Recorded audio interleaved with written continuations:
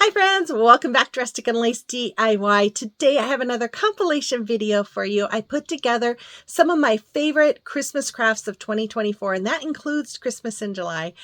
So stay tuned. I hope you enjoy it. But first of all, if you are new here, my name is Brenda. This is my sweet Oliver, and we are so glad you stopped by today. And if you enjoy home decor on a budget, we invite you to hit that red subscribe button before you go. And for all of you who've already hit that subscribe button, thank you from the bottom of our hearts. We appreciate you guys more than we can say. So with all that being said, let's continue on with the video. Now, let's get to crafting.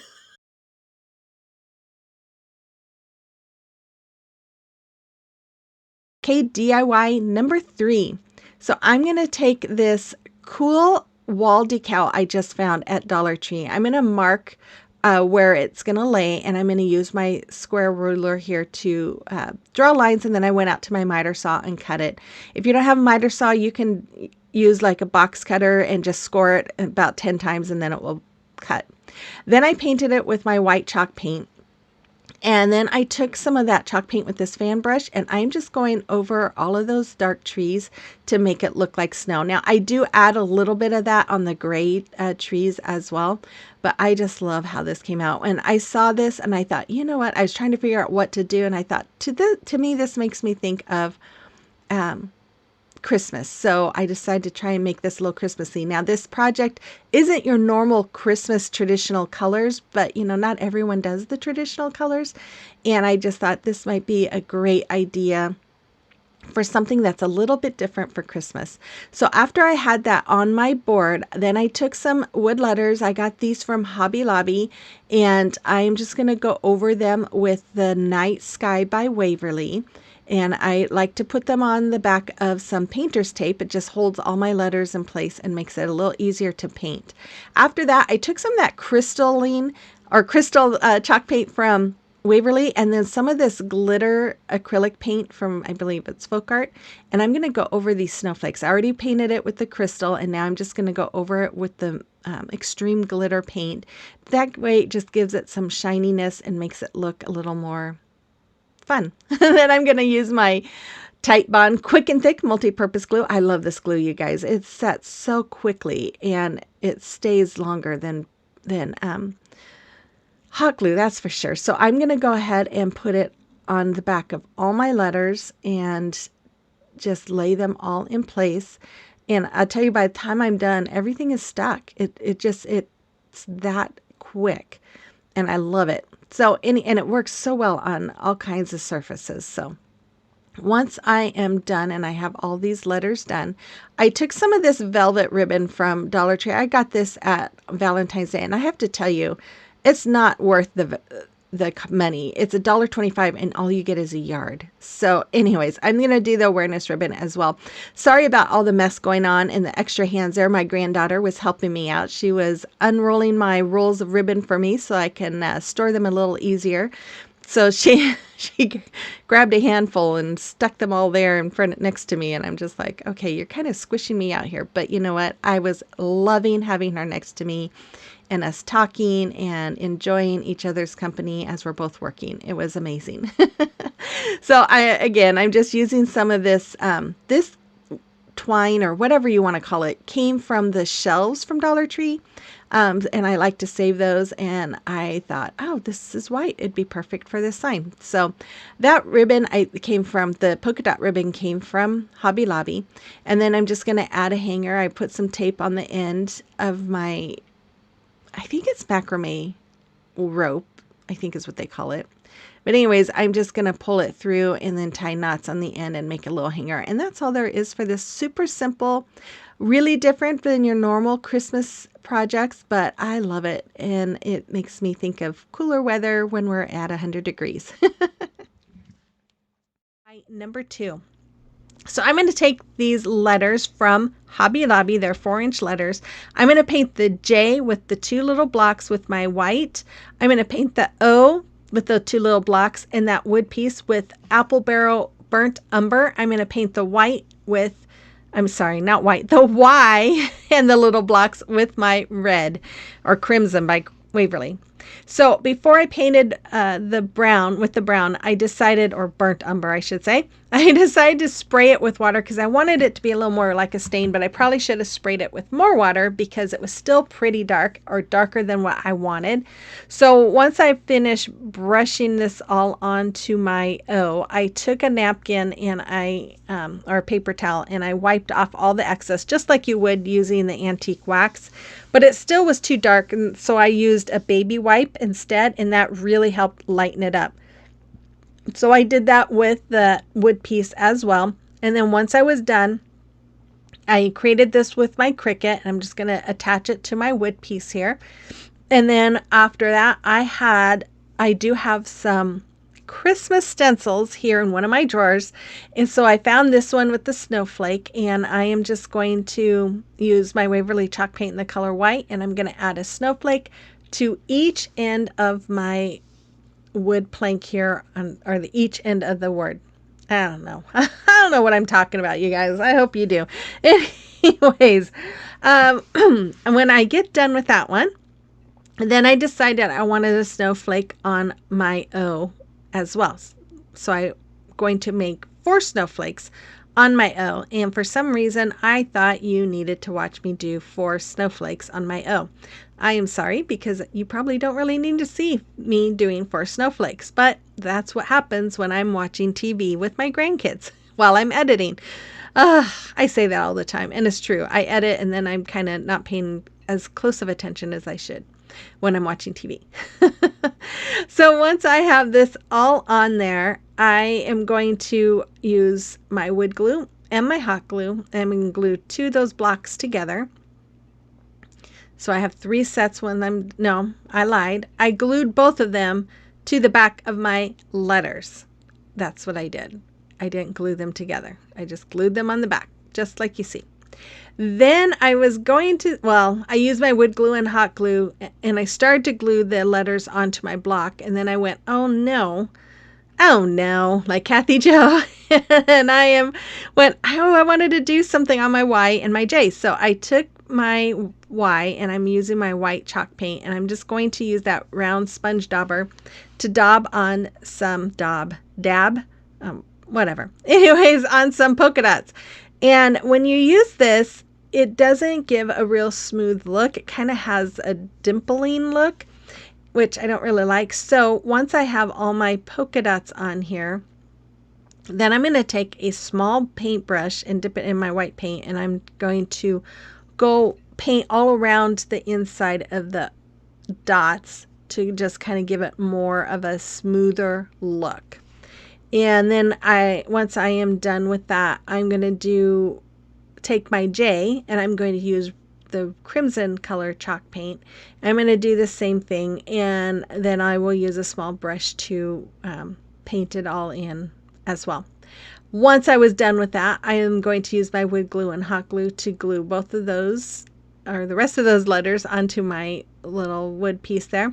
I'm going to make a finger bow, a double loop, and I'm just going to wrap my fingers twice. I'm going to take that in, go between my fingers, bring it up through that loop that I just made, and then I'm going to pull tightly. Now I do this very slowly so that you guys can see it, because it's kind of hard to explain, and I really fumble over myself most of the time trying to explain it.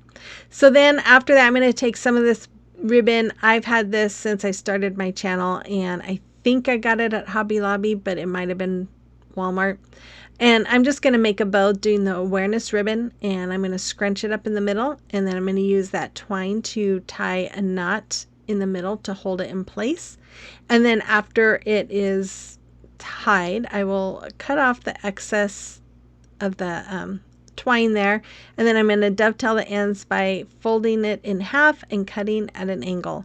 Then I'm going to glue that to the bottom of my O, and then I'm going to glue that twine bow on top of it, and that is all there is for this. I love how this turned out. It is a fun little shelf setter, perfect for Christmas.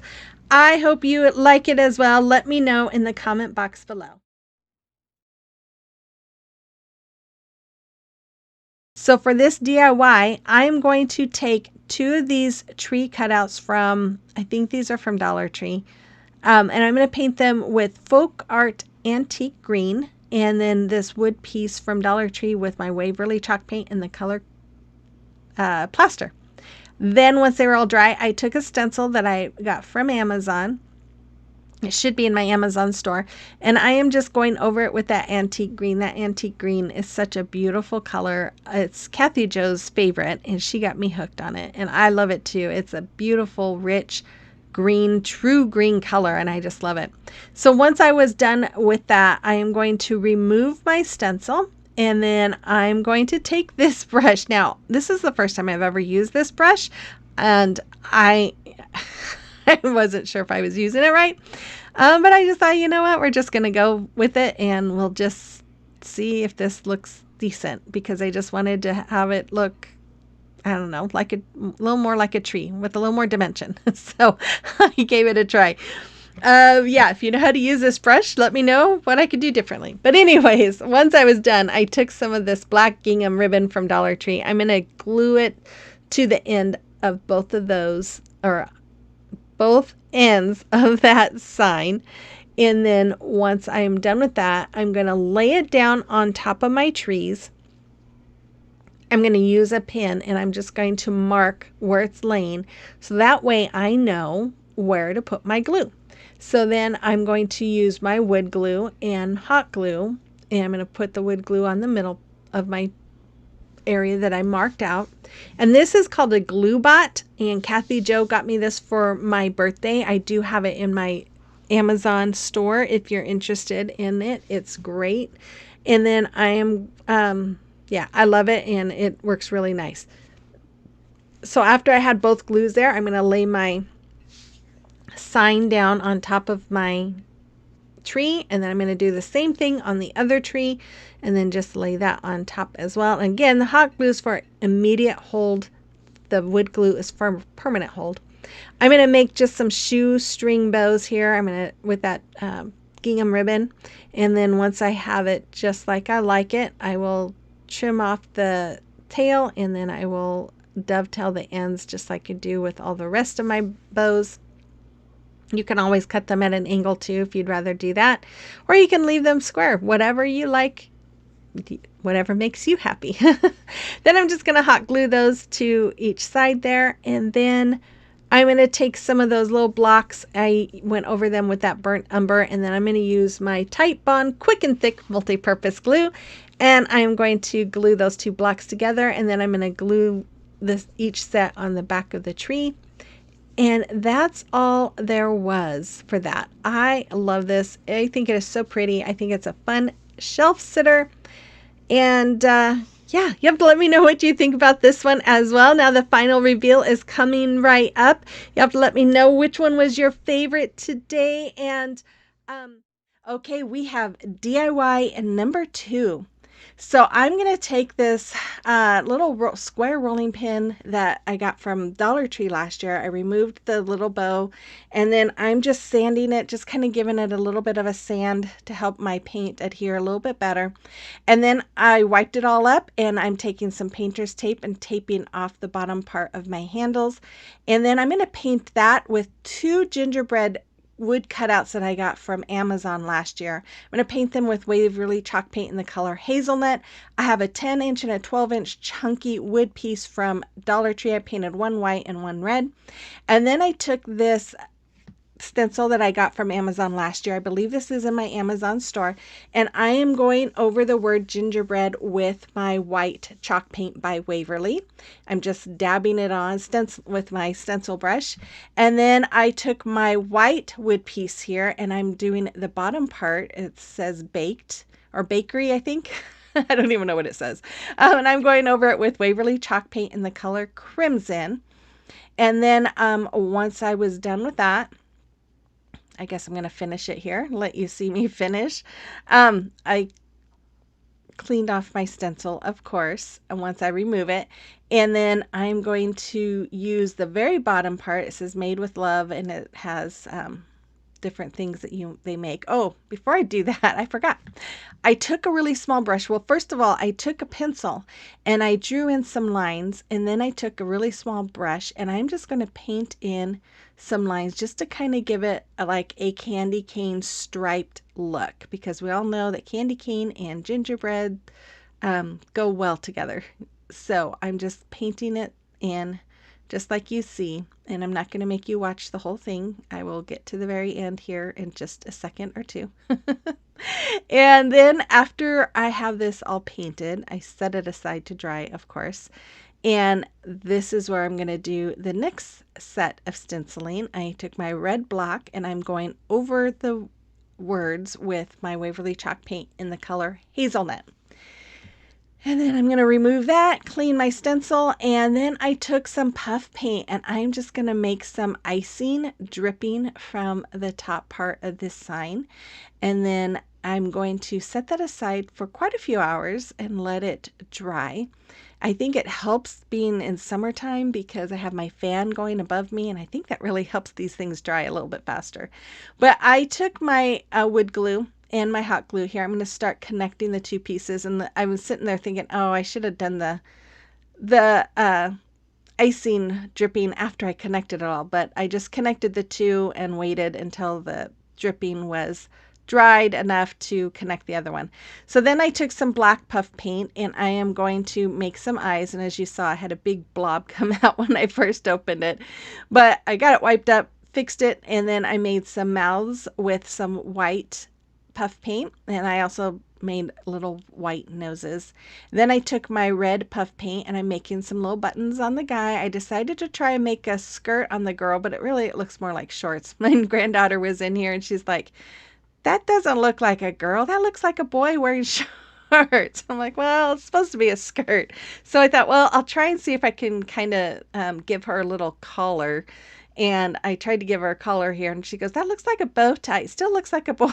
I'm just like, how am I going to make this look more feminine? But I took some white puff paint, made the little dots for her buttons. And then I decided, okay, well, I'll put a bow on him, and maybe the you can tell that it's a boy and a girl. And I then went with some white puff paint and made the little zigzag lines on the legs and the feet. I did that on both the female and the male.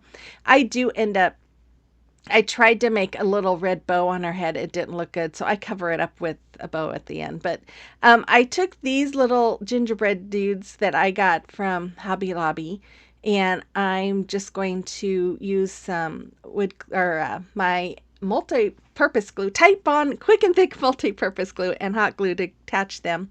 And then I'm taking that same glue, adding it to the top of that sign with my hot glue, and added those together. And of course this was a few hours later because I wanted to make sure all that puff paint was dry. I took some little pieces of blocks from the cubed blocks and I'm painted them with the hazelnut, and I'm gluing them to the back of my gingerbread people. Kind of had to move that one there to make it right because I wanted these to lay on the corner of my rolling pins. So I'm just using hot glue there to glue them on. And this one I decided, well, I'm just going to glue this in place on the top and glue the gingerbread person to it. But there is the twine that I used for the bow. I just did a little shoelace bow, glued it onto her head to make her look like a girl. And then I made some more frosting streaks with my puff paint here, and then I also used it to make some like hair on the guy, kind of a, I don't know what I was doing, but anyways, I think it came out darling. I absolutely love it. I think it is so fun. You'll have to let me know what you think about this in the comment box below.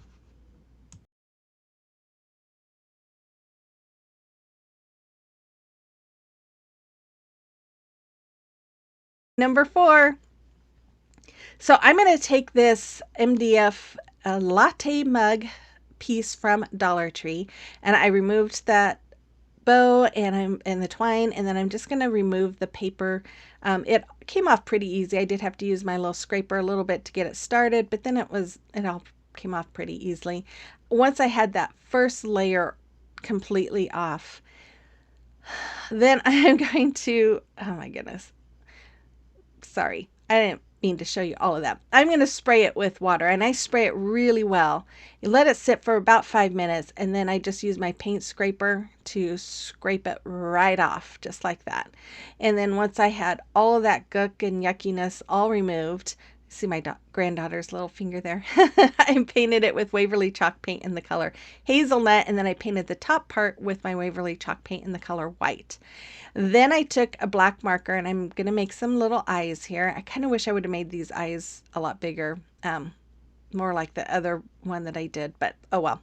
And then I took my red marker, made a mouth. I took some pink. I should have done this part before I did the mouth, but that's just what it is. Anyways, I'm making some cheeks. And then after that, I'm going to take my red marker again and color in a nose. And then I am going to make a little line over the nose to give it some dimension. And then I made some very crooked eyebrows. And I decided, okay, I need to make my eyes bigger. So I did make my eyes bigger on this. Oh, I guess this is the one I was talking about. Oh my goodness. Never mind. It was the other ones that were too small that I wish I would have made. Anyways, I added some white dots into that. And then I'm going to add some rickrack all around this little cute gingerbread latte cup. And then after I had that done, I took the only holly and berries that I could find. It was kind of bigger than what I needed, so I just kind of cut them down, and I'm going to use hot glue to glue them in place here.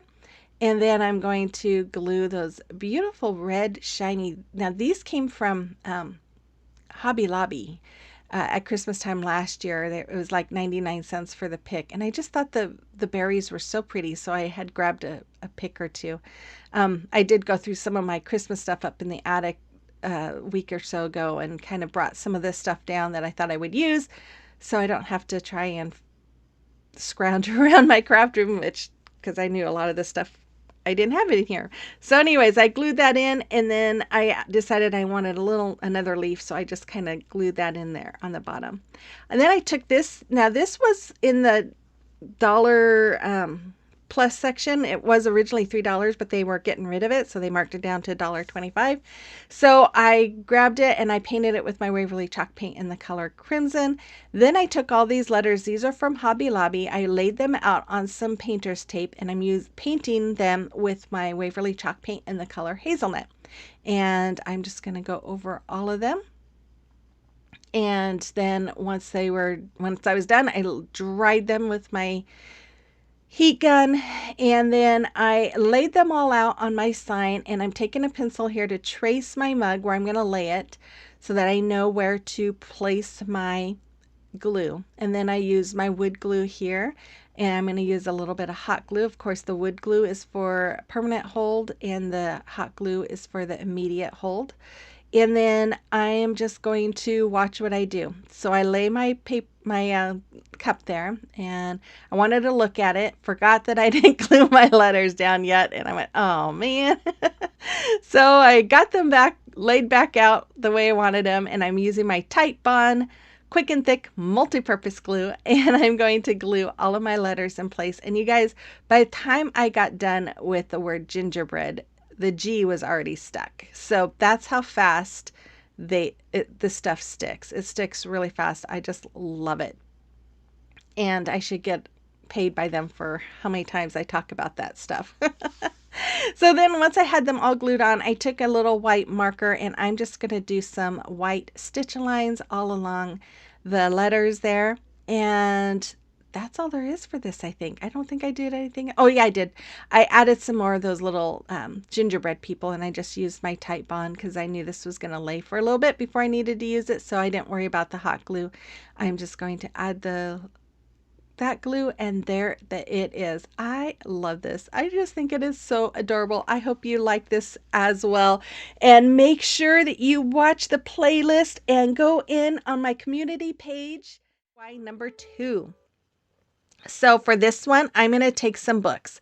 I got these books from Dollar Tree, and I am just going to lay them all out. I'm going to paint them one by one. Now I'm going to paint the front of one, the back of another one, and then I'm just going to paint the edges of all the rest.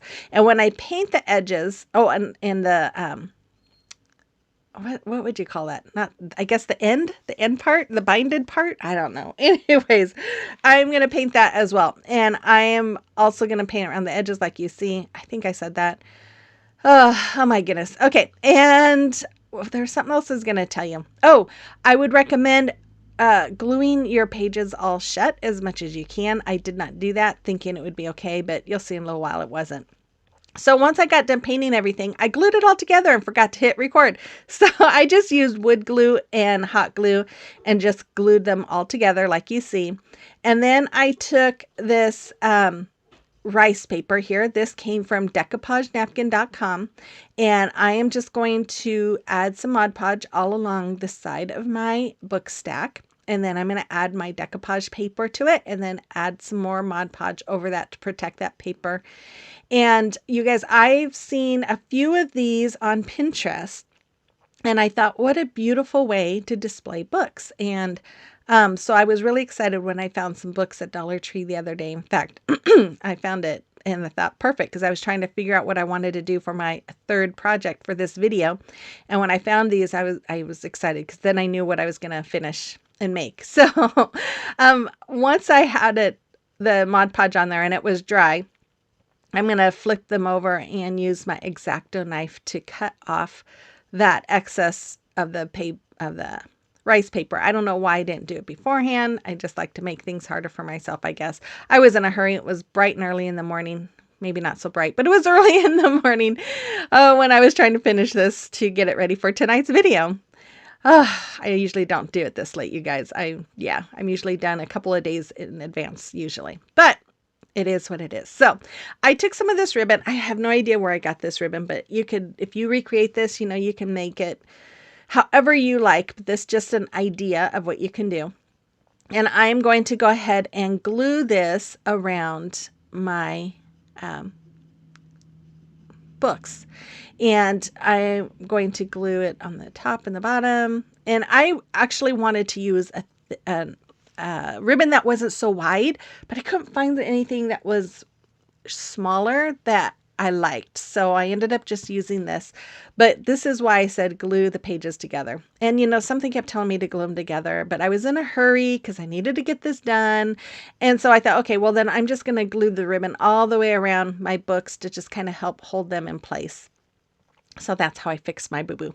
And I took some of this beautiful velvet ribbon that came from Hobby Lobby and I glued that around the books as well. I am taking some more of that ribbon and doing a bow by making the awareness ribbon, scrunching it up in the middle and tying some twine around it. Tying twine is not easy to say. I have to really think about that. It's a tongue twister. Anyways, I'm going to cut off that excess and then dovetail the ends by folding them in half and cutting at an angle. And then I'm going to glue that bow right on the top there. And then I thought, okay, it needs something else. Although that is very pretty. I just wanted to add something else to make it fuller. I'm going to take some of this frosted greenery or frosted picks from Dollar Tree and glue them behind my bow. And then I took some of these berries. These came from Hobby Lobby and I'm going to glue them as well. Now these all came from last year or the year before. I've had this stuff in my stash, trying to work through my stash because I have 8 totes of Christmas crafting supplies and that's way too much.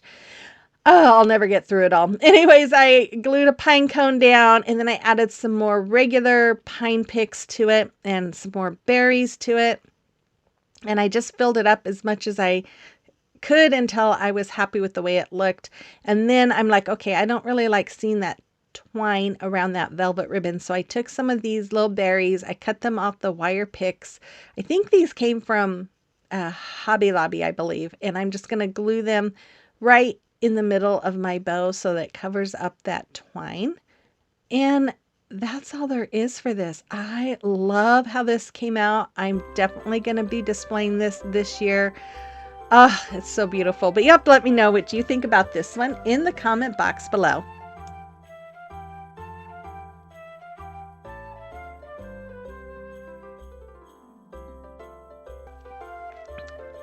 Okay, so I'm going to take one of these wood ornament signs from Dollar Tree. I'm going to tape it off with some painter's tape, and then I'm going to paint the middle with my Waverly chalk paint in the color ink. I painted the top and the bottom with white, but then I ended up changing that and painting over it with my lacquer. I'm going to take this transfer from Chalk Couture called Christmas Ornaments, and this is the first time I'm using it. It's a new one this year. I'm going to fuzz it about 4 or 5 times. If you're unfamiliar with Chalk Couture, the reason why we fuzz this is because we do it the first time you use a transfer, you want to fuzz it so that it doesn't pull up any paint as you pull that up, because it will be very sticky and it can pull up your paint. It can even pull up your transfer. So, I mean, your paste. So I'm going to use my chalk paste in the colors saffron, forest, and cherry. I started out with this little mini tool, but it didn't work very well. So I ended up going with my, oh, maybe this isn't mini. I don't know. We have one that's a little bit bigger. I changed it out for that one. Anyways, I'm going to go over the strings and the little stars with my saffron. I'm going to go over the, sorry if you hear Oliver, Amazon's here. And then he goes nuts when Amazon's here or any delivery drivers here. Anyways, I'm going to go over my ornaments with the red and the green. And anyways, if you don't know anything about Chalk Couture, or if you are interested in Chalk Couture, I am a designer. I do have a link to my page in the description box, so you can go check it all out. If you ever have questions, feel free to email me.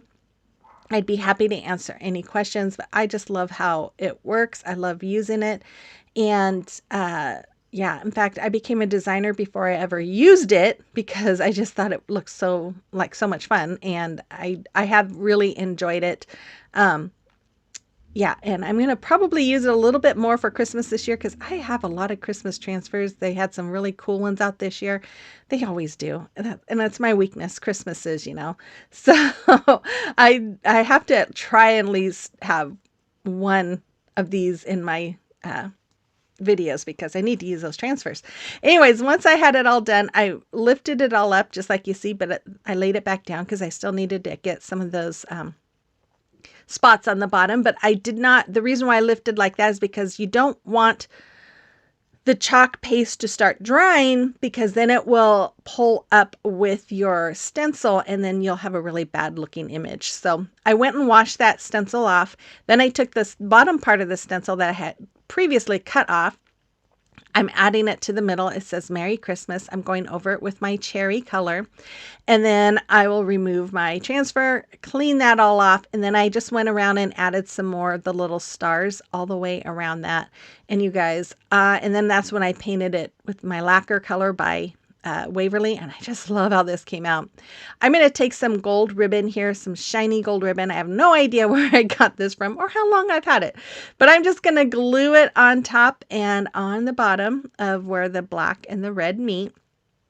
And then once I have that done, I am going to trim it off, and I just use my scissors to cut the end off along the edge of the ornament so that it cuts at the angle. Oh my goodness, I can't talk today. And then I took my glue gun, my little multi-purpose glue gun, or mini glue gun, whatever you call it. Kathy Jo sent that to me. Anyways, I'm going to glue some of this gold cording all the way around it. And just to kind of give it a finished look. And oh, you guys, I love this one. I love all 3 of them, but I really love this one. But I love red and black together too, so that could be white. But anyways, look at the mess I had on my table. That was not very messy compared to what it was before. Before I started recording this part, I had cleaned off my desk because I had glue pieces everywhere. It was crazy. But anyways, once I had that on there, I'm going to take some of this ribbon that I have no idea where I got it from or how long I've had it. It came from Walmart. That's all I can tell you. But I'm going to make a bow again, doing the awareness ribbon, scrunching it up in the middle, taking some of that gold cord, tied it around the middle to keep its shape, and then dovetailing the ends. And then I'm going to hot glue that at the top. And then after that, I'm going to take some more of that gold cord. I'm going to tie a knot on the bottom. I'm going to thread it through the hole with the folded side first. And every time I do a hanger like this, I'm always like, wait, which end goes into which? I think I might remember now. But you want to put the folded in into the knotted end. See me sitting there trying to figure it out. Anyways, and then you just pull tightly, and then I'm just going to glue that little piece down in the back so it doesn't poke up. And that's all there was for this. I love how this came out. I think it is absolutely stunning. I hope you like it as well. You'll have to let me know in the comment box below. The final reveal will be coming right up. I'm sorry I only have 3 projects for you today, but like I said, I was really struggling trying to get my groove going, and I think I had crafter's block instead of... Okay, DIY number 1. So I'm going to take these 2 huge gingerbread people that I got from Hobby Lobby. They were 50% off. So basically I got 2 of them for $4. I removed the hangers there with my staple remover. And I'm taking a small brush and my Waverly chalk paint in the color hazelnut. And I'm just going to go and paint around all of the raised areas. And then after I had that all painted, I took a bigger brush and painted the rest. I painted the back as well. And then I took my Waverly chalk paint in the color white. I'm taking a very small paintbrush. I'm going around the outline of her dress and the collar of her shirt, blouse, whatever you want to say. And then I also painted the little icing marks on the arms and feet or legs. And then I'm going to take my, I just got this. This is Folk Arts, what's it called? Sorry. It is chalk paint, and it's in the color Imperial. And I was looking for just a little bit darker red than the crimson color. And so I used that to paint her dress, and I'm painting her bow, and I also paint the little hearts with that color as well. And then once those were all dry, I'm going to take Apple Barrel's pink blush. I'm going to paint her cheeks. And then I took my Folk Art Antique Green and I painted the boy's scarf with it. I'm then going to use the same pink, I can't talk, the same pink blush for his cheeks. And then this is, I don't even remember, it's a light yellow or something like that by Apple Barrel.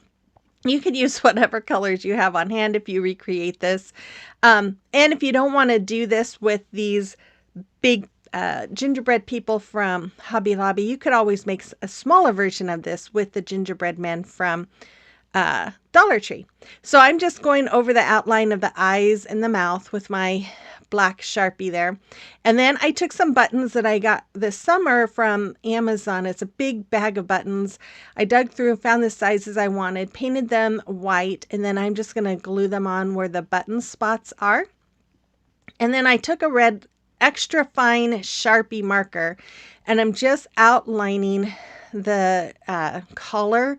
I just felt like it needed something there to separate the white from the shirt and everything, so that's why I did that. Then I took one of these small like coffee stir sticks. I got these from Kathy Jo, and I'm taking that extra fine Sharpie and I'm just making stripes across the collar of her shirt. And after I had all of those stripes, I'm just using that stick to kind of make the right width. Then I just went in and colored every other stripe with my Sharpie. Now you could always do this with the paint if you have a small enough paintbrush or steady hand and want to do this, or you could just leave it white, but I really liked the stripes there. Then I took my white marker and I'm just making some polka dots on his scarf. And then I took one of these big snowflakes from Dollar Tree. These are the MDF ones. I painted it with Waverly chalk paint in the color hazelnut. I did fill in the hole with some spackling as well. Once it was all dry, I took my puff paint from, I think I got this from Hobby Lobby, and I'm just going to decorate my snowflake to make it look like it is a gingerbread snowflake. And I'm just making one line. Now, if you can notice that I'm not good at making straight lines. My lines were a little bit wobbly, but you know what? That's okay. And then I took my white marker and then gave them little pupils in their eyes. Took one of these little peppermints from Hobby Lobby, glued it to her bow. This candy cane I think came from Hobby Lobby as well, and glued it to the boy. Then I'm going to use my wood glue and some hot glue. I'm going to put it on the ends of my snowflake, and I'm going to attach my gingerbread people to the snowflake. Now, one of the things that May wanted us to do for this was to have at least one item be at least 2 feet either tall or wide. This is definitely over 2 feet wide. This is huge, and I know exactly where I'm going to put it. I love gingerbread, and I'm excited to put this up. But I took some tumbling tower blocks there. I glued them onto the snowflake, and then I'm using my fix-all glue here because I have this metal sign that Kathy Jo sent me last year right around Christmas time. I'm going to glue that on, and then I'm going to use some super glue and a little dab of hot glue to attach those peppermints to the sign, and there it is. I love how this came out. This is just so stinking cute. Oh my goodness, you'll have to let me know what you think about this one in the comment box below.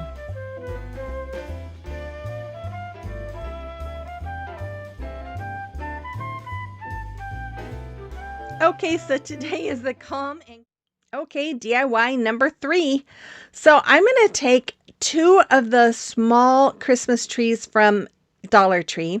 I'm going to fluff them out. This one, I am just pulling all those branches towards the front. I want the back part of it to be flat, and then I'm just going to kind of fluff it all and just bring all of those limbs up to the front and to the side of my tree. I'm going to take the second one here, and I'm going to use a zip tie and connect this to it's actually the top of the tree, but it's going to be the bottom of the tree. I hope that makes sense. But I'm going to connect them together, and I'm making a swag. So I wanted it to all come downward from the end of that tree. So once I have my zip tie all nice and tight, I'm going to just fluff the bottom tree as well, just like I did with the top one. And once I was done, I took some of these cedar picks. These I got from Temu. You can get some from Amazon. I think you can get some from Hobby Lobby, but they're a lot nicer at Hobby Lobby and a lot more expensive. Anyways, I'm just going to connect them. I'm going to take some of those limbs on the tree, and I'm just going to wrap it around each one. So I'm going to do the same thing with these greenery picks that came from, or these pine picks that came from Temu as well. I'm just going to stick them in there, and I'm going to take a couple of the limbs from the tree, wrap it around that base of those greenery picks, and holds them in place. And then I'm going to take some of these bells. These I got from Hobby Lobby, and I'm just going to do 2 sets of 3. So I'm just putting the hanger over each one. Now, if you wanted this more permanent, you could glue those in place, glue the twine on each one. I wanted to make this so that I can change it out if I want to, but I'm just going to, I put those over the top or the bottom part of the tree. I don't know, the bottom part, which is really the top part, and just let them lay there. Then I took this rope. I'm going to glue it. This is just some Dollar Tree rope. I glued it to make like a handle, and then I'm taking another piece and I'm just going to glue it and wrap it all around to hold that in place and to cover the base of that tree, which is now the top of the tree. But I'm just going to continue wrapping and wrapping and wrapping. And then once I get that base part covered, then I'm going to take that rope and just kind of wrap around some more, but coming downward, just kind of going over itself. And then, like Kathy Jo, I do that at home all the time. I'm always trying to sound like Kathy Jo. I love her. I am just going to go ahead and glue that to the front or back. I don't know what side it was, and then cut off the excess. Then I took this bow that Kathy Jo actually made for me and gave it to me when I saw her this summer. I put a zip tie through the back of it, and I'm just going to zip tie it to the front of my swag. I couldn't think of the word. Oh my goodness, it's late and I'm tired. I'm just making sure that it's staying in the middle because it kept moving on me. And then I'm going to dovetail the ends by folding it in half and cutting at an angle. And this is super easy. And like I said, you could make it permanent if you want. I didn't make it permanent because I might take it apart at some point, but I love it. I think I'm going to have to hang it on my door. You have to let me know what you think about this one as well.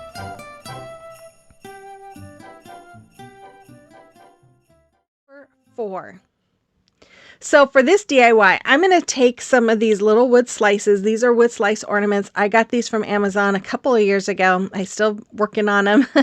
And I drew some lines here, and I'm going to paint the bottom outside part of those lines with my plaster color by Waverly. And then I'm going to paint the rest of it with my burnt orange by, what is that? Folk art? Deco art. And I got this idea from Pinterest. It's actually somebody sells these on Etsy. And I wanted to do these for the ornaments video, but I ran out of time. And so I thought, you know what? These are very woodland and they are so cute. And I really wanted to try it. So I did have the picture of them sitting next to me on my laptop because I cannot draw them by memory. I have to look at a picture to draw and to paint things. So I have that picture next to me, and I'm just painting this in. Now, I do go back. I don't show you, but I did have to go back on that straight line there. I needed to make it a little thicker on the top and kind of bring it down to where it was thinner coming down. This is a fox, if you haven't figured that out, and it looked a little funny there. So looking at the picture, I realized, oh, I just need to make it a little thicker on top. So once I had it done, then I took some of these teardrop wood pieces. Now these come from Hobby Lobby. It's a bag that has the teardrops, ovals, and rounds. And so I had some larger teardrops and smaller ones. I painted the smaller ones with the Warm Sunset by Deco Art, and then the bigger ones with the burnt orange. And then I took my black paint. I made those little eyes. I'm painting in a little nose. And then once that was dry, I took this white marker and just made a little white shadow line on his nose. And then I'm going to use my Titebond glue and some hot glue to glue these wood pieces together. Now, I normally don't use my hot glue when I use my Titebond because it does cure within about 5 minutes. But I was being very impatient and I was tired and I was just wanting to get done. So I used the hot glue too. So here I'm just going to hot glue these in place. I was looking to make sure I had them where I wanted them. After I had those glued, I took some little greenery pieces that came off of that candle wreath from Hobby Lobby. I'm going to glue them onto the top of my cute little fox there. And then I'm going to add some twine for a hanger. Just tie a knot, and I'm going to add a pine cone. Did I show that yet? I don't remember. Nope. I'm going to add a pine cone. Well, I added a little dab of hot glue to hold that knot in place, and then added a pine cone to the front, and I just love that one. And then the second one, I'm drawing my lines here, and then I'm using my Waverly chalk paint in the color Hazelnut to paint the middle part and the top part. Now I'm going to leave the sides with that natural wood. I'm not going to paint it. And this is going to be a deer. Now she also had a bear and a moose, and I thought the moose was adorable, but I couldn't think of anything I had to make the horns of the moose. So I decided to just stay with the two. Plus I was getting really tired. I'm already tired and this is only day 3. But after I got done, I thought, oh, I should have made a raccoon. That would have been so cute. But yeah, anyways, I took a black Sharpie. I drew in some eyes and then colored in his nose or mouth or whatever you want to call it. And then I just kind of outlined around the face there. And then I'm going to add some little freckles with my white paint marker. And then I'm going to do the same like I did with the fox, with the ears and the greenery and the pine cone and the hanger. And look how adorable those are. Those are so cute. My granddaughter, of course, wanted them on their Christmas tree in their bedroom. And I said, yes, but they are just so cute. You'll have to let me know what you think about these as well. Okay, the final reveal, DIY number 2. So for this DIY, I'm going to take these MDF trees. I do not remember where I got these. I thought it was Amazon. I looked through my orders and couldn't find it, but I am going to paint them with Waverly chalk paint in the color white. You can always use the trees from Dollar Tree if you want to do something like this. But I'm just going to, once it was dry, I'm going to go over it with some Mod Podge, and then I'm going to let it dry. And then after it was dry, I'm going to take this gorgeous rice paper picture that Kathy Jo sent me. She got it from decoupagenapkin.com. It is beautiful. I just love it. And I took some water, dipped my paintbrush in it, and I wet down the sides so that I could kind of tear the edges a little bit to just give it a little bit cleaner edge, I guess you could say, so it's not so straight. Anyways, I had a viewer ask if I could do some Christmas red trucks. So when she said that, I'm like, yes, because I remembered Kathy Jo sent me this picture and I was so excited to be able to use this. But I laid it on my trees once I had all the edges torn, and then of course I'm covering it with my parchment paper to protect that picture, and then I'm going to go over it with my heat press to reactivate the Mod Podge, so that way my picture sticks to my trees. After I'm all done, I'm just going to go over it again with some more Mod Podge, and when I do this, I'm trying not to get any open areas. I'm just trying to add the Mod Podge to the areas that's over the trees. And I'll tell you why I do that here in a moment, but once I have it all covered, I do let it dry. I let that Mod Podge dry. And then I'm going to take my finger sander and I'm going to go all the way around the edges of those trees and sand off the extra paper there. And it was kind of hard to do at first because of the little edges of the trees, but it actually kind of helped break apart that paper. But anyways, it made it a little harder, but I'm doing the burn technique here with my lighter. That's why I did not want the Mod Podge on that area, because it will only burn up to where the Mod Podge is and then it will stop. So I did that on both middles, and then I took this little finger file to kind of get the excess off. And then I am going to take some mineral chalk paint by Waverly. I'm going to paint over the top part of that tree because it was white and it didn't really match the scenery. So I kind of wanted to blend a little bit better. But this wasn't really matching either. So I was like, okay, I don't really like that color. So then I got my elephant out by Waverly. And I started just lightly dabbing that over the mineral. And I think it looks really good together. I think it really blended well with the rest of the scene. So I'm just going to go over all of that mineral that I added. And the mineral was still wet, and I didn't wash my paintbrush either. I just kind of wanted it to blend all together. And then, because I felt like the elephant would have been too dark by itself, and the mineral actually was too light by itself. So, and then I'm just going to take some of that elephant and just kind of go around the edges of the tree, of all the trees with it, and just kind of do a little bit of distressing and just kind of bring this picture to life a little bit. And then, yeah, I should be done here in just a moment. I don't know why I showed you all of this, but I am. And yeah, anyways. Oh my goodness. Yeah. And I have to tell you, you guys, this was the only one that I knew that I wanted to do for this video. And I'm still struggling trying to come up with ideas. And I don't know what is wrong with me. I love Christmas and I love doing DIYs, but I'm just like, I guess it's the heat and I'm just not quite prepared yet, but I'm getting there. I'm slowly getting there. So I am taking my Snow Tech. I got this from Hobby Lobby. You can also find it on Amazon, although I found that Hobby Lobby was cheaper. So I'm just going to use a brush here, and don't worry, this is an old brush, and I dip it in my Snow Tech and just kind of go over, I'm going over the bottom part of the tree where it looks like there's snow, and then I'm also going to go over the top of the truck, wherever there's like snow piled. I'm just going to add some of that to it, that Snow Tech to it, just to kind of bring a little more dimension to it. And yeah, I think I even put a little bit over the tree that's in the back of the truck, although a lot of the tree got burnt off. Oh my goodness. Anyways, I'm going to glue 4 pieces of tumbling tower blocks together, end by end, and then I'm going to paint them white. And then I'm going to use my Tight Bond, quick and thick.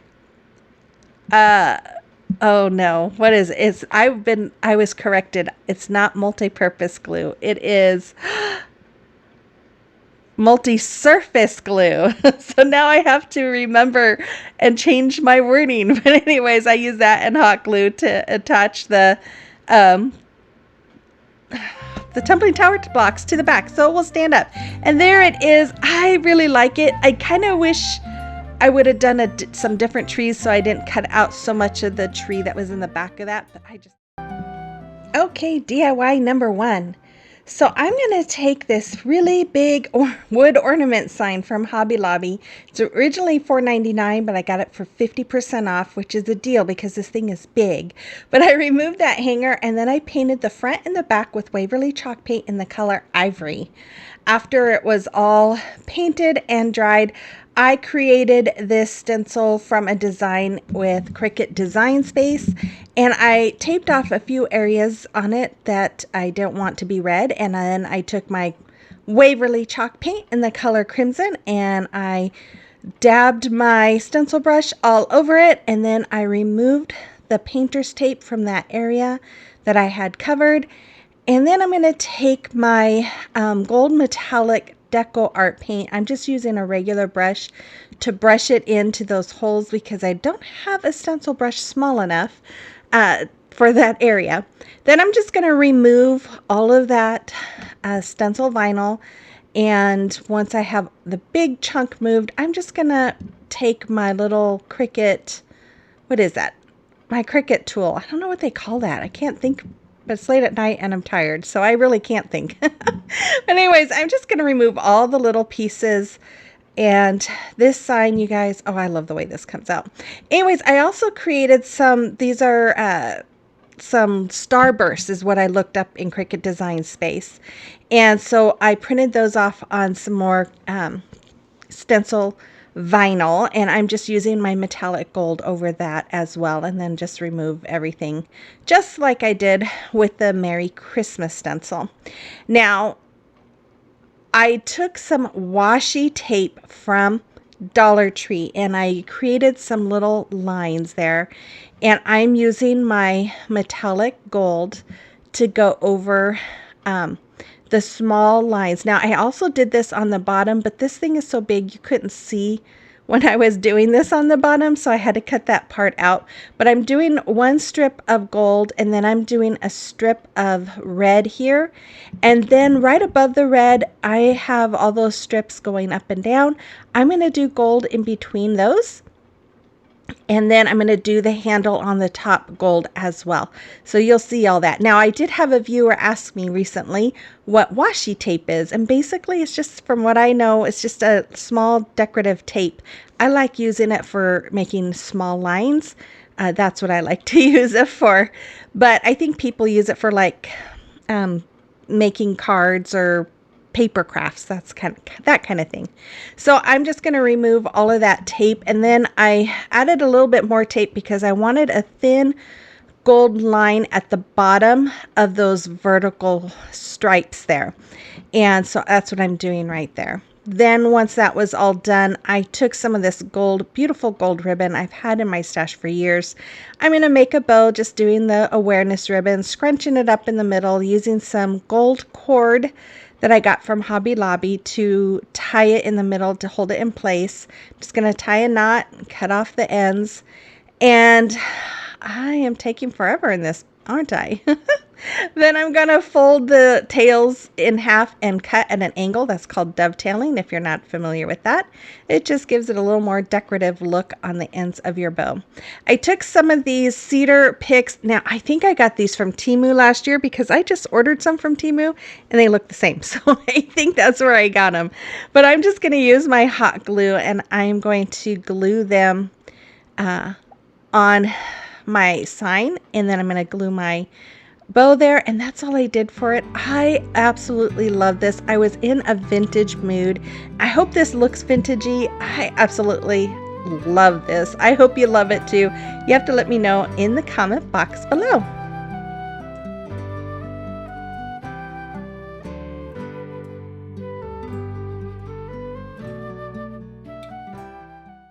DIY number 3. So for this DIY, I'm going to take one of these hanging signs from Dollar Tree. It has the bees on the front. There's 3 plaques there. I'm going to remove the staples and the hanger or the twine from the back. I'm going to use I use my heat gun a little bit with my, what is that, paint scraper to remove that bee. And then I'm just going to remove the paper. And I have to admit, this paper was a little tough. Even though there was a lot of paper hanging over the edge, it was not wanting to come off in very big strips. So I worked and worked, and I finally got the paper off of all 3. Then I just spritzed it all down with water. I let it wait for about 5 minutes, and then I scraped it all off. I'm going to take this paper that came from that paper pack, and I'm going to cut out. Now, I was hoping I could get 2 cutouts from 1 sheet of paper, but no, that wasn't going to happen. Luckily, I had 3 sheets of this paper, so I used 3 sheets. I traced out my plaques and then cut them out. Then I'm going to add my Mod Podge onto each picture and let it dry, and then I'm going to add my paper to the front. I'm realizing I am doing a lot of Mod Podge lately. I don't know. Are you guys tired of it? I hope not, because I guess I must really like doing it because I just like having those pictures. Anyways, so I'm going to do the same thing as I did on the last one with the parchment paper and the heat press, and make sure it was all on there. I did go over it with some more Mod Podge. It was bubbling up on me, so I very carefully, once the Mod Podge was dried, just went over it again with my parchment paper and my heat press. But you don't want to have the heat press on the parchment paper too long, or it will stick to that Mod Podge. So I just did it real quickly and was able to get rid of the bubbles. Then I sanded off all the extra there, and then look at these pictures. Oh my goodness, these also came from Temu. Can you tell I was feeling vintagey? Look at the gingerbread one. Oh, I love it. And the snowman. Oh my goodness, I just love these. Look at this girl. Oh, so pretty. Anyways, I just wanted to share these with you. They're Temu. They don't cost very much. But you might even be able to find something similar on Amazon if you don't like Temu. But I'm going to cut out, I found 3 Santa Clauses that I wanted to use. And I know I don't do a lot of Santa Claus things, but these were just, they're so pretty and so vintagey. I just loved them. I love the old world Santas and stuff like that. So I'm just going to use my glue stick there on the back of each of my pictures, and I'm just going to glue one on each sign. And there's the second one. Oh my goodness, I just love it. And then the third one is coming right up too, and look at that one. Oh my goodness, so pretty. And so then once I had all my pictures on there, I'm going to take some of these reed bamboo sticks. I don't remember what they're called, but they are in my Amazon store. I love getting these. They're perfect for doing little framing. But I'm just using my miter shears to cut the angles. If you don't have a pair of these, I suggest getting some. I do have some in my Amazon store as well, I think under tools, but they are amazing. They work so well. But I'm just going to cut angles so that I can make a frame. If you don't have these, you can still do it. You just butt the ends up together instead of making the angles. But I'm just going to cut them all down, and I'm using my pencil to mark where to cut. And then after that, I'm just going to use my, guess what, Type Bond Quick and Thick Multi-Surface Glue. Oh my goodness, it's getting so late I almost forgot what it was called. Anyways, I say it all the time. I am going to use that to glue these in place. Now, what's good about using this versus hot glue is you can move those around because it doesn't completely set by the time you're done. So you can move them around to make sure that you have everything even and not crooked, because at first it was a little crooked there, but I just kind of, moved them around until I had them looking straight. And you'll see me just kind of moving around here. I did wipe off the excess glue that was on top there, but I just love these. Anyways, as I was gluing them, I realized, oh my goodness, I told my granddaughter, look what I did. I forgot to paint these before I put them on. So I very carefully took a small paintbrush and just very carefully painted each one of them with that metallic gold paint. And so once I had them all dry, then I laid them together. I turned them upside down, laid them together, and I grabbed some large craft sticks from Walmart, and I'm going to glue them over the seams there to hold them all together. And I'm using wood glue and hot glue, if I didn't say that already. I don't know. I'm getting so tired and loopy. I don't know what I'm saying. Anyways, I took some gold cord that I got from Hobby Lobby, and I just wanted to cover the seams with it just to kind of dress it up a little bit more. And oh my goodness, you guys, I just love this. Oh, my decor is not vintagey, but I might have to change it. I don't know. I just love this so much. Anyways, after that, I took some more of that gold cord, and I'm just using my stapler to staple it in place for a hanger. And that's all there was. It's simple, but I just think they're beautiful. They're just so vintagey and beautiful. I hope you guys are feeling the vintage vibe too and enjoying this. You'll have to let me know in the comment box below. Okay, so while I was crafting, my granddaughter tucked Oliver in his little bed. I had to show you guys that. It was so sweet. And then later he got up and laid back down, and then she had to make sure his little favorite toy was laying right next to him. It was the cutest thing. Okay, DIY number 1. So I'm going to take these 3 ornament signs from Dollar Tree. I'm going to remove the top piece there just using my Cricut spatula. It comes off really easily. And then I'm just going to start removing the paper. Now, I wish I would have recorded the blue one because the blue one came off really easily in really nice big chunks. This one, it kept coming off in small pieces. So, but if you don't want to do this, if you don't want to take the time, you could always use the back side and then cover the front with some paper. But after I had all the paper removed, I spritzed it down with some water, let it sit for about 5 minutes, and then I just remove all that extra glue and paper that's left behind with my paint scraper. Then I'm going to paint each one. I'm going to paint one of them with Waverly chalk paint in the color white, and then the other two with Folk Arts Antique Green and Imperial Red. And then I took the red one, I took my pencil, and I'm just trying to make like some drip marks so that it looks like snow. And I am going to paint it with my white chalk paint. Just used a little brush to get around the pencil lines and then paint it in the rest with the bigger brush. Then I took my other one that I had painted white. I'm using my painter's tape here, and I'm just using that one small piece as a spacer, and then I'm laying out my stripes, and then I'm going to paint each stripe with my antique green. After I get every stripe there painted, and including the edge, I'm going to remove that painter's tape, and voila, we have a beautiful painted striped sign. And then the third one, the green one, I'm taking my sponge dauber here from Dollar Tree, my white chalk paint, and I'm just going to dab on some circles. Now, the sponge dauber doesn't leave a real smooth look, so I take my small paintbrush and just kind of paint it in the middle to make it look a little bit better. Then I'm going to do the same thing with the smaller brush. I'm going to do red, and then of course I did the same thing as the white and just kind of painted in the middle part and made it look a lot more smooth. Then I'm going to use my Fix-All glue here, and I'm going to glue this, what is that piece? I don't know what you call it. Anyways, the top piece here, I'm going to use a little bit of hot glue for that immediate hold, and then the Fix-All for permanent, and I'm just going to glue that in place. Be careful when you use the hot glue because it does make that metal hot. Then I just kind of marked where I want to lay, where I had that laid, so that I knew where to put my glue, and I'm going to use wood glue and hot glue. And again, the wood glue is for permanent hold, the hot glue is immediate hold. I'm going to lay those two in place, and then I'm going to do the same thing for the third ornament here.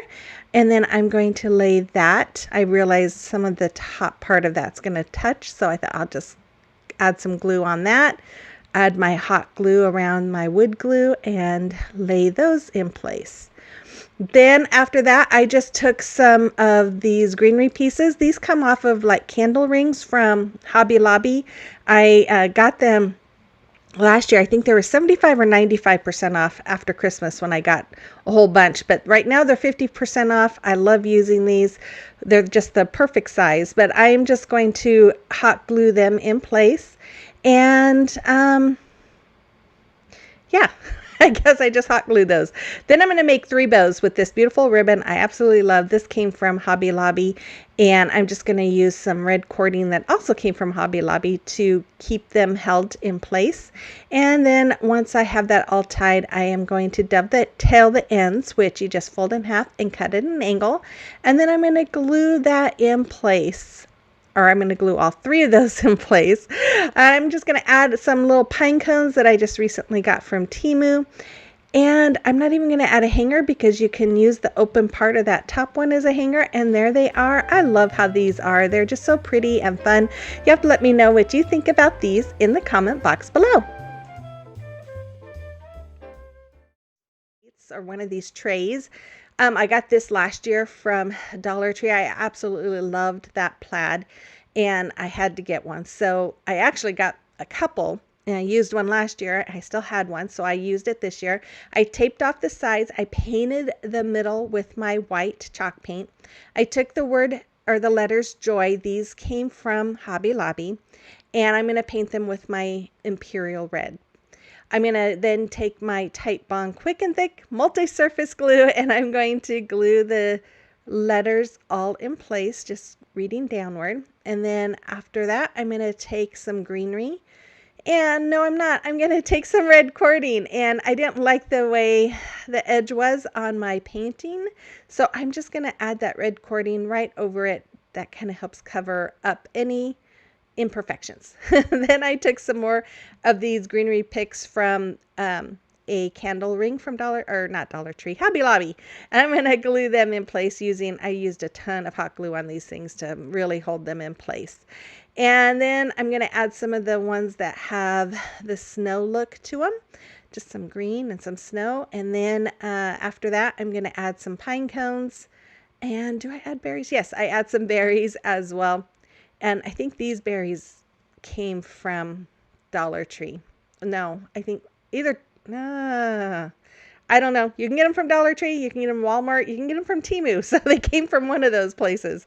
Then I took some of this ribbon that I love that comes from Hobby Lobby, and I thought it was so close to that plaid on that tray, so I went ahead and used it, made a bow, doing the awareness ribbon again, scrunching it up, tying a twine around it, and cutting the ends at an angle, or dovetailing.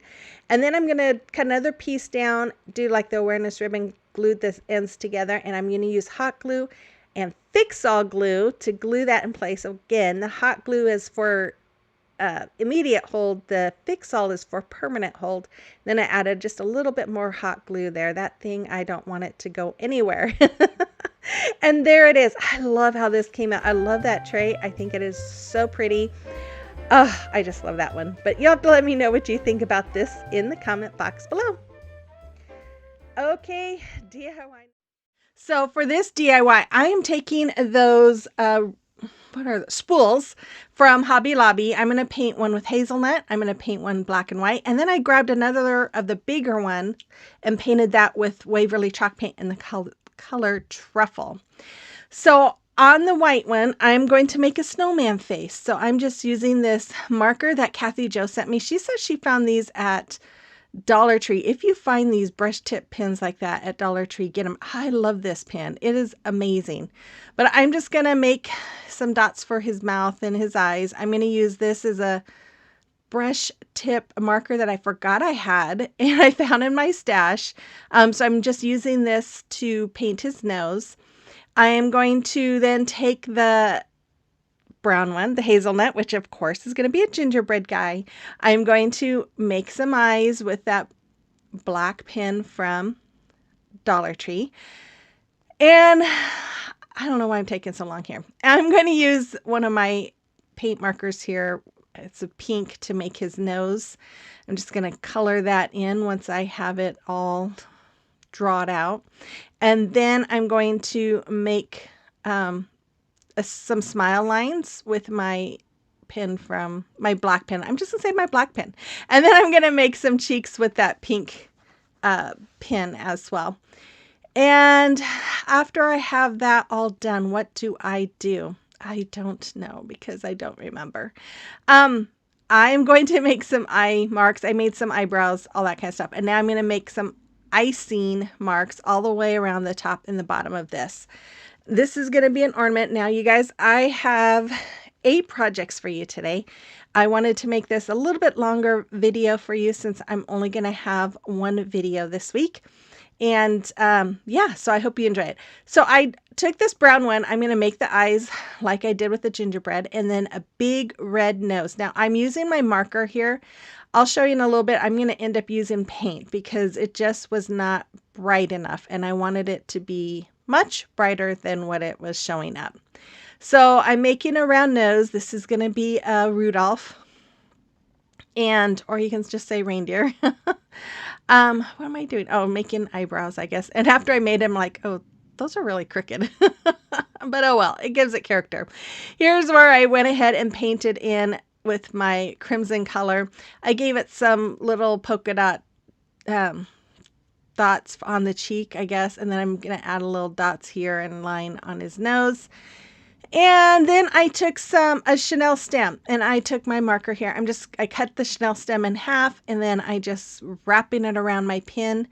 And then, I don't know what I was doing there, but I'm just going to glue them onto the top so that he has some cute little antlers. And I'm going to do the other side just like I did this one. And I love this because you can move those little antlers all around. And my grandkids have already dubbed these, or called dibs on them. That was the first thing they said when they saw it. Can I have them? Luckily, they weren't fighting over which one. So that's lucky for me because that's usually what they do. Anyways, I'm going to take some of these garlands, and this is from Dollar Tree. I'm giving it a little bit of a haircut because it was so bushy. And if you do this, make sure you use a napkin or something. It's easier to clean up because those things go everywhere. I just added some hot glue around his hat, and I'm going to add that greenery. Then I'm going to add some berries. And when you add that, I didn't say this before, the little spool on top of the big one, you want to try and make sure that the holes match up so that you can string the hanger through. So I took some jingle bells. These came from Hobby Lobby as well. I took a big piece of jute twine. I'm going to tape those ends together, and I'm going to thread this through from the bottom to the top.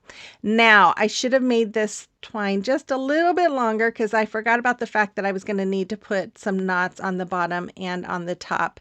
So here I'm trying to knot the bottom because this is where I'm like, oh, I should have knotted that so that it doesn't go all the way through. And then, of course, you're going to need to knot the top, which here, because this was a little bit thinner twine, I had to knot it twice so it didn't go through. I don't show you myself knotting the top because I forgot about that, and my grandson came and he goes, hey, wait, why is it doing this? I'm like, oh, shoot. So I didn't end up knotting the top. I might have to change it out and add some longer because it's a really, really short hanger now. But anyways, I'm going to do the same thing on my gingerbread. I learned the lesson here and made sure I had a longer piece of jute cord, and then you could use ribbon too if you want to recreate this. It doesn't have to be twine. That's just what I decided to use. So I'm just going to tie the knot here, and then we have a little hanger. And then for the snowman, I went ahead and just added some of my snow text all around the hat so that it looks like he's got some snow on him. And the reindeer, I did the same thing with the reindeer with the bells. Gave him both some jingle bells, and there they are. I just think they're so cute. I need to find a little tree or something to put in my craft room during this time of year to show this stuff. But anyways, there they are. Aren't they adorable? I'm going to take these beautiful vintage papers that I got from Temu. I'm grabbed 3 of them that I liked. I kind of bent them around the wood rounds. These were the ones that I was originally going to use for this on the last project that I ended up not doing.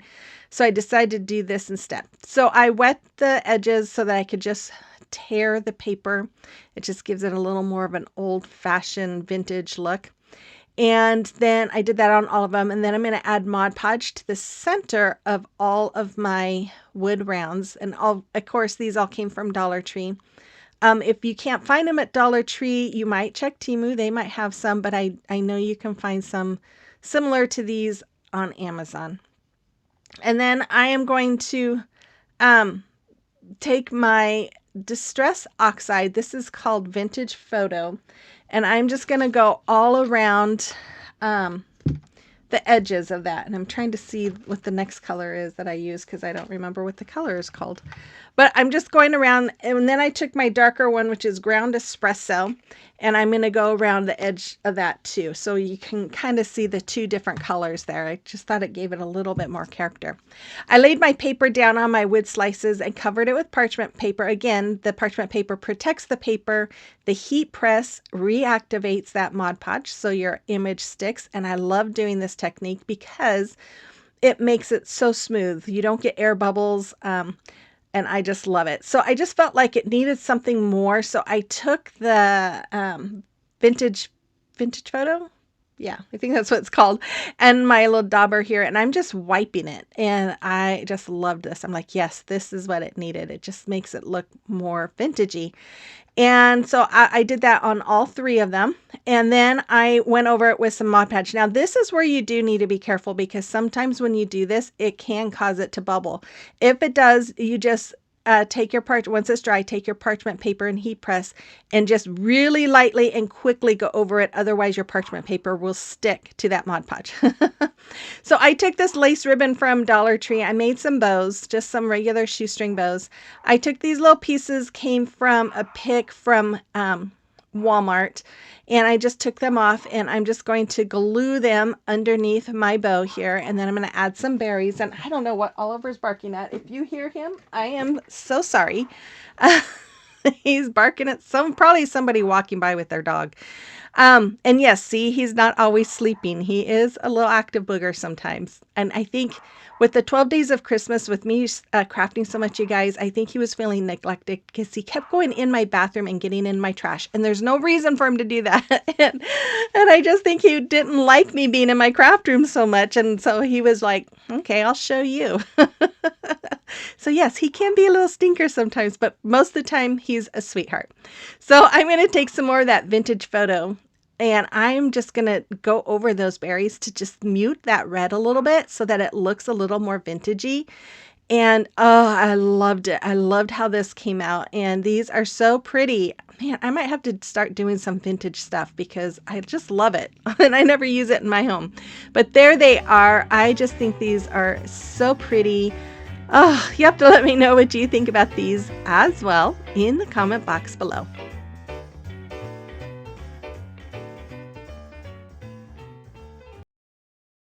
Description box below. Okay, here's DIY number 2. I'm going to take a 14-inch wood round from Hobby Lobby and paint it with my ink. Once it was dry, I took this chalk couture transfer called Merry Christmas and Pine. And this is my first time I'm using it. This is new this year. And I'm going to fuzz it on my fuzzing cloth about 4 or 5 times. The reason why we fuzz this, if you're not familiar with chalk couture, is because it is a self-adhesive silk screen stencil, and we fuzz it because if we don't, then the first time you use it, it will pull up the paint because the adhesive is so strong. So that's why we fuzz it the first time we use it. So I'm laying it in place. I'm going to use my Shimmer Gold chalk paste. This is brand new as well. And I'm just going to go over the whole thing with this gold color. And I love chalk couture. I am a chalk couture designer. If you have any questions or think it looks cool or interested in it, I have a link in my description box for my chalk couture page. It is so much fun to use and it always looks so beautiful. And we have a couple different monthly specials that you can look into and sign up for. But if you ever have any questions about it at all, you're welcome to email me and I would love to answer any questions for you. As you can see, I just lifted up there because I didn't want the paste to dry on my transfer. Sometimes if you're taking a little bit, the paste can dry, and then when you pull up your transfer, it pulls it up with it and you don't get a very good image.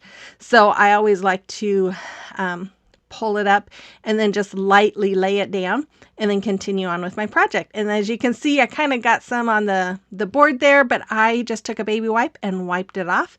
And so once it was all dry and I cleaned my stencil, I created a hole with my big mouth crocodile. That's also in my Amazon store. And then I took some of these half beads and I am going over them with some of my metallic gold paint. I just put them on some painter's tape to hold them in place and just went over them with a paintbrush. Once they're all dry, I laid them all out in place, and then I'm using my Tight Bond glue here to just glue them in place. And this stuff works so quickly that I love using it, especially for adding beads and stuff, because you can move them around before it dries and get them in place, and then you don't have to worry about having hot glue spilling everywhere.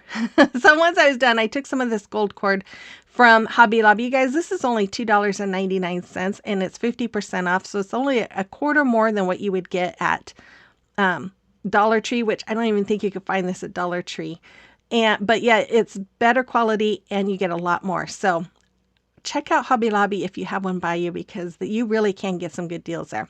So I just took some of those cedar picks that I think I got from Amazon. The fir or the pine picks I think came from Amazon. I don't know. They've been in my stash since last year or the year before. I took some of this ribbon that I've had forever. This came from Walmart. And I'm just making a bow by doing the awareness ribbon, scrunching it up in the middle and tying some gold cord around it to hold it in place. And then I dovetailed the ends by folding it in half and cutting at an angle. Then I'm just going to glue that above my greenery, and that's all there was for this. I just think this is so beautiful. That black and gold just really pops, and I love that little touch of green. You have to let me know what you think about this in the comment box below.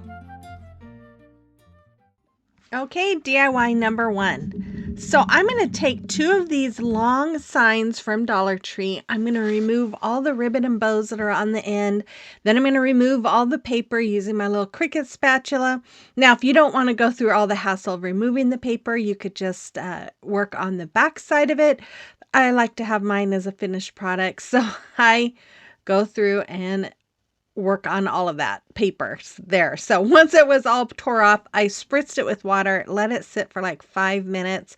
Then I'm using my paint scraper here to scrape off all that excess glue and paper.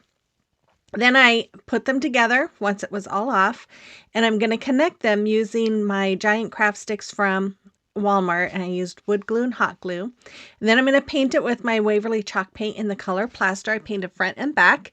I'm then going to take some 5-gallon paint stir sticks. I cut them down to size, and then I am going over them with my Waverly antique wax. I am just brushing it all on the front and the sides, and then using a paper towel to wipe off the excess. Excuse me. And then I'm measuring here. I was going 1 inch from the edge, and I was just making sure that it was completely even. And once I got it to be right at 1 inch, then I'm going to make little marks so I know exactly where to lay my stick down.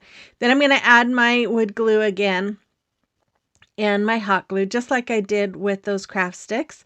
And then I'm just going to lay this in place on my sign, and making sure that the ends there go right inside the little hash marks that I made.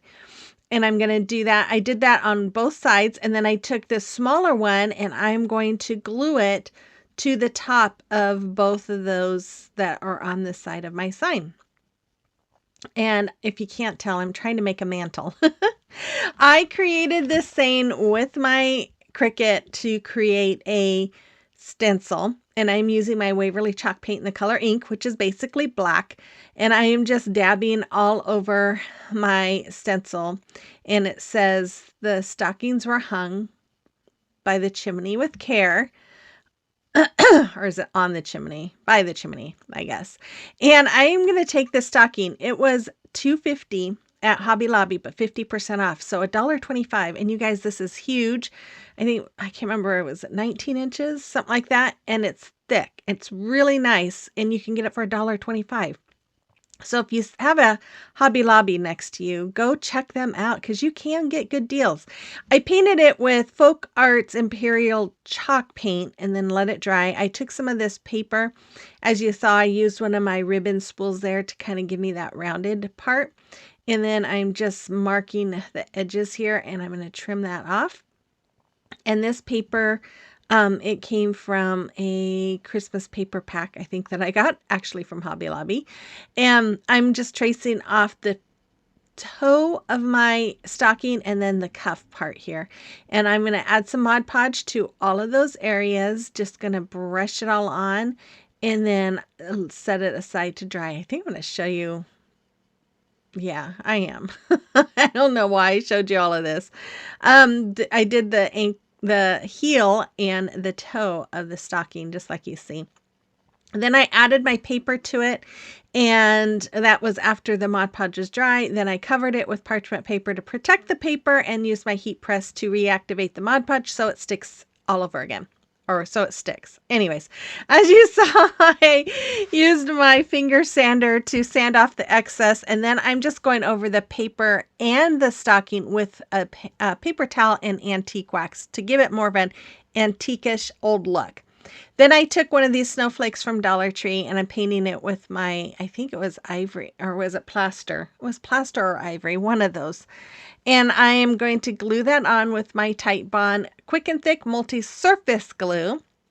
I added a little shoestring bow to it, and then I used my Cricut tool to poke the hanger hole through that paper.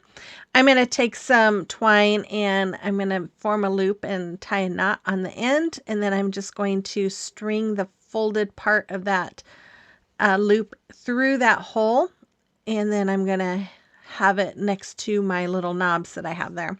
I'm going to use my wood glue and some hot glue on the back of my stocking here, and I'm going to hang it just like that. I'm going to lay it and glue it just like that, and then I'm going to use my Tite Bond multi-purpose glue here, or multi-surface glue, to glue these knobs. These knobs came from Hobby Lobby, and I just covered them with the antique wax.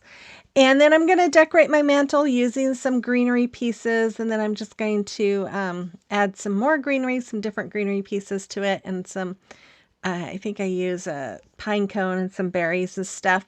After I got done with this, I was like, oh, I should have used those wood sticks that come from Dollar Tree. They're a little thicker. I'm not sure if it would have gave me enough room, but I think that might have looked more like a mantle. Anyways, or a fireplace. But once I was done, I just added a D-hook for a hanger, and there it is. I really love this. I just thought it was so much fun, especially with that stocking. I was originally going to just do the stocking and was trying to think of what to do with it, and this came to mind, and I love it. You have to let me know what you think about it in the comment box below.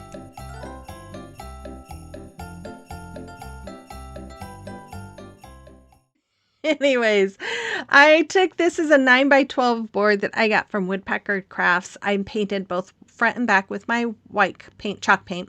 I'm going to use this. It's called Jingle Bells. This is a new Christmas chalk couture transfer. If you get chalk couture, that yellow side, they now are starting to color the side so you know which side to use. So you don't put your transfer on the yellow side, because then it's going to stick permanently, or it will be a hassle getting it off. But I am fuzzing my stencil or transfer since it's the first time I'm using it. If you're not familiar with chalk couture, it's a self-adhesive silk screen transfer, and we fuzz it the first time we use it so that it doesn't pull up our paint or paste. So I'm using my shimmer, what is that? Shimmer.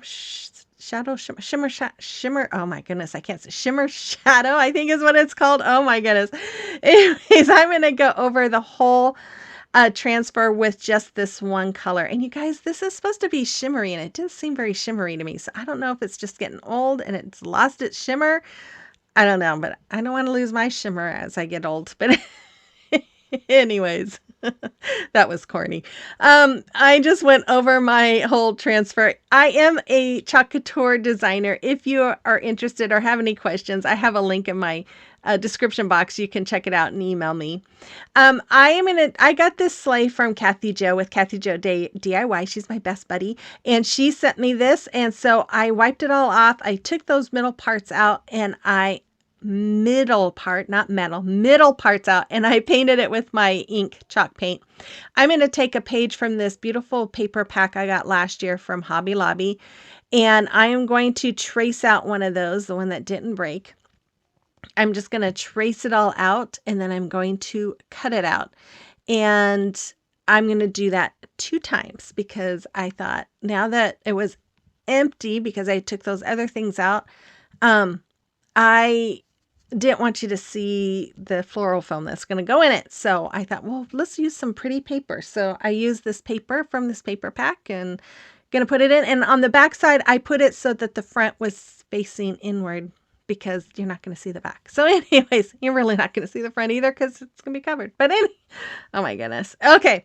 So I'm going to take some of these bells. I think I got these from, I can't remember if it's Dollar Tree or Dollar General, but I took some of the ribbon that I took off the first project and I am just going to glue them onto the bells. I'm cutting them down so they're all different lengths and I'm just kind of poking them in. I'm using my needle nose pliers to pull them through and then I'm just going to glue the ribbon together so that it stays and yeah, and then cut it down.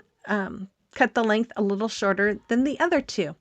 And after that, I am going to take the three bows that I took off of those signs. I'm going to dovetail the ends and then I am going to fix the bows because they really kind of, I don't know. One of them was, I'm like, is this even a bow? It looked awful. So I fixed the bows, glued them on the top of the bells, and then I'm going to glue each of my ribbons to the top of my sign, just like that. And then I'm going to take that fourth bow and glue that on top of there. And then I'm going to take some of these trees from Dollar Tree. I'm removing the wood piece on the bottom. I'm just screwing them off with my needle nose pliers, just kind of holding it and pulling it out. And then I'm going to pluck those right in there. And then I took some of this candle ring from Hobby Lobby. I got this last year. I think it was like 75 or 90% off after Christmas. And I bought a whole bunch so that I'd have them for this year because I love using these because they're a really nice size. But I'm just cutting little pieces off to kind of fill in so you wouldn't see that floral foam that I had stuck in there. But I was just like, okay, I've got to do something else. So I took some of this car washing rag thingy that you get from Dollar Tree, and I'm just cutting this down and I'm going to cut off the seam because no one wants to see the seam. And then I'm going to pull my floral foam back out of the sleigh and then measure how much I need. I'm going to trim it off and then I'm going to use some hot glue, just a little bit, and glue that onto that end and then do that back side as well. Now, when I stick this back into my sleigh, I did have to be very careful because it was trying to pull that up. But if you don't have one of these sleighs, Dollar Tree does have a little sleigh that has like the tinsel. You could always use one of those and, just take off the tinsel and you probably couldn't paint it. You'd probably have to wrap it with yarn or twine or something, but you could still make it look really pretty. Unless you can find another metal or plastic sleigh. That's an idea too. I went and used a drill and poked holes on the bottom and used a zip tie to connect it. And there it is. I did not have to use a stand or anything because that sleigh is the stand. And I love how this came out. I think it is so fun. You have to let me know what you think about this one as well. And here is the final reveal. So I'm going to take 5 of the 18-inch wood planks from Dollar Tree and 2 of the 10-inch chunky slats from Dollar Tree. I'm going to paint all of them with my Waverly Antique Wax. But after I did the 10-inch slats, I realized, wait a minute, I want to glue these together before I go over them with my antique wax. So I'm just going to take my Tite Bond Quick and Thick multi-surface glue and I'm going to brush it along the side of each one, and then I'm going to add some hot glue as well. The hot glue again is for the immediate hold. The Tite Bond is for permanent hold. And I'm going to push it together. This, you could do wood glue. I thought about doing wood glue, but I didn't want to have to clamp it together and sit and wait. So that's why I'm doing the Tite Bond and the hot glue. So once I had that done, then I'm taking my slats here and I measured 2 inches from the bottom and 2 inches from the top. I marked it so I'd know right where to lay my pieces down after I have the glue on them. And I'm just using wood glue and hot glue on this one or on these just because I know that they will have time to set. Then after I had those all on there and right in place, I'm going to go over the rest of the sign, front, back, sides, all of it with my antique wax. I'm just going to brush it on, and then I'm going to take a napkin and I am going to wipe it off. Now, when I was coming up with this idea, I knew I wanted to make a sign, and I was thinking jingle bells, and I have some jingle bells that are like a maroon color, and I was trying to think of what color I wanted to do. And I thought, well, these bells look more rustic, so we'll go with the antique wax. Well, in the meantime, my whole plans changed, and I changed my mind on what I was going to do. When I was a teenager, our youth group sang a song for Christmas, and I thought all these years was Carol of the Bells, and I fell in love with it. And Carol of the Bells is my ultimate favorite Christmas song. But I always look at the words and go, why was I so impressed? Because as a teenager, I was so impressed with the words. It blew me away. And I looked at the words of Carol of the Bells, and it's like, this isn't really impressive. Why was I so impressed? Well, when I was thinking of making this, I Googled Christmas songs with the word bell. And I found Carol of the Bells, and then I scrolled down and found another one. I think is Ring Christmas Bells. And then it had Carol of the Bells next to it. I'm like, what is that? Well, that was the song we sang when I was in youth group.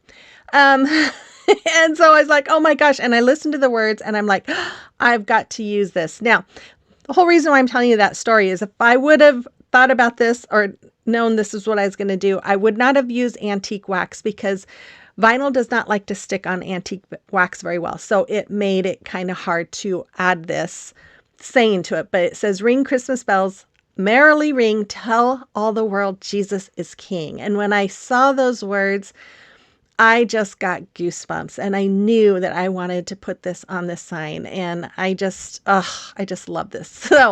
So with all of that being said, I decided I'm not going to do jingle bells, because the jingle bells just don't really match with the kind of bells of that saying. So I ran to a Dollar Tree and I found these bells, and I'm just going to take all of the stuff off. And then I wiped it off really well. And then I'm just going to dab Waverly chalk paint and the color ink all over it. Now, I didn't care if some of the gold shone through, because once it was dry, I'm going to take my gold metallic paint and I'm just dabbing that all around. Now, you see me dabbing, but on the second one, I was like, I'm not liking this. And so I started just using that same paint dauber to kind of brush it on, swipe it on instead of dab it. And I liked that much better. I can't talk. It gives it more of a slick look, and I really liked it. See right there? Anyways, so once they were all dry, I took some rope, I strung it through the top, tied some double knots in it to hold it, keep it from coming out of the top. I thought about maybe put a little jingle bell in there, but I ended up not doing that. So anyways, I'm just getting the size right. I'm going to do the knot in the inside of the top one too. I did make a knot at the very top, and I'm not showing you that just because it was totally out of camera and you couldn't see it. So I apologize for that. But I'm going to glue my bells in place using hot glue, and I hope this sticks. I don't know. If it doesn't, I will figure something out, because I love this sign. So then I took a wood knob from Hobby Lobby. I went over it with my antique wax and used my tight bond glue to glue that in place right where that knot or the loop was for the bells. Then I'm just going to take some of this greenery. This came from a candle wreath from Hobby Lobby. I got a whole bunch of them after Christmas last year. They were like 75% off, and I was so excited to get them.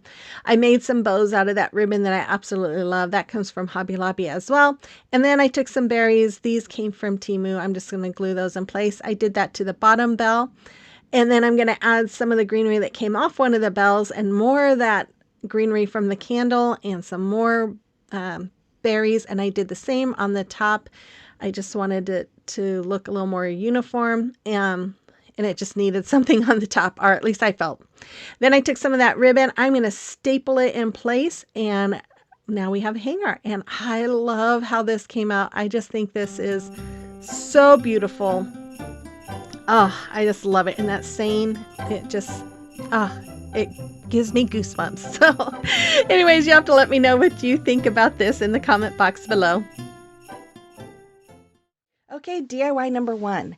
So I'm going to take this glass bowl from Dollar Tree and this polyacrylic. I got this from Walmart.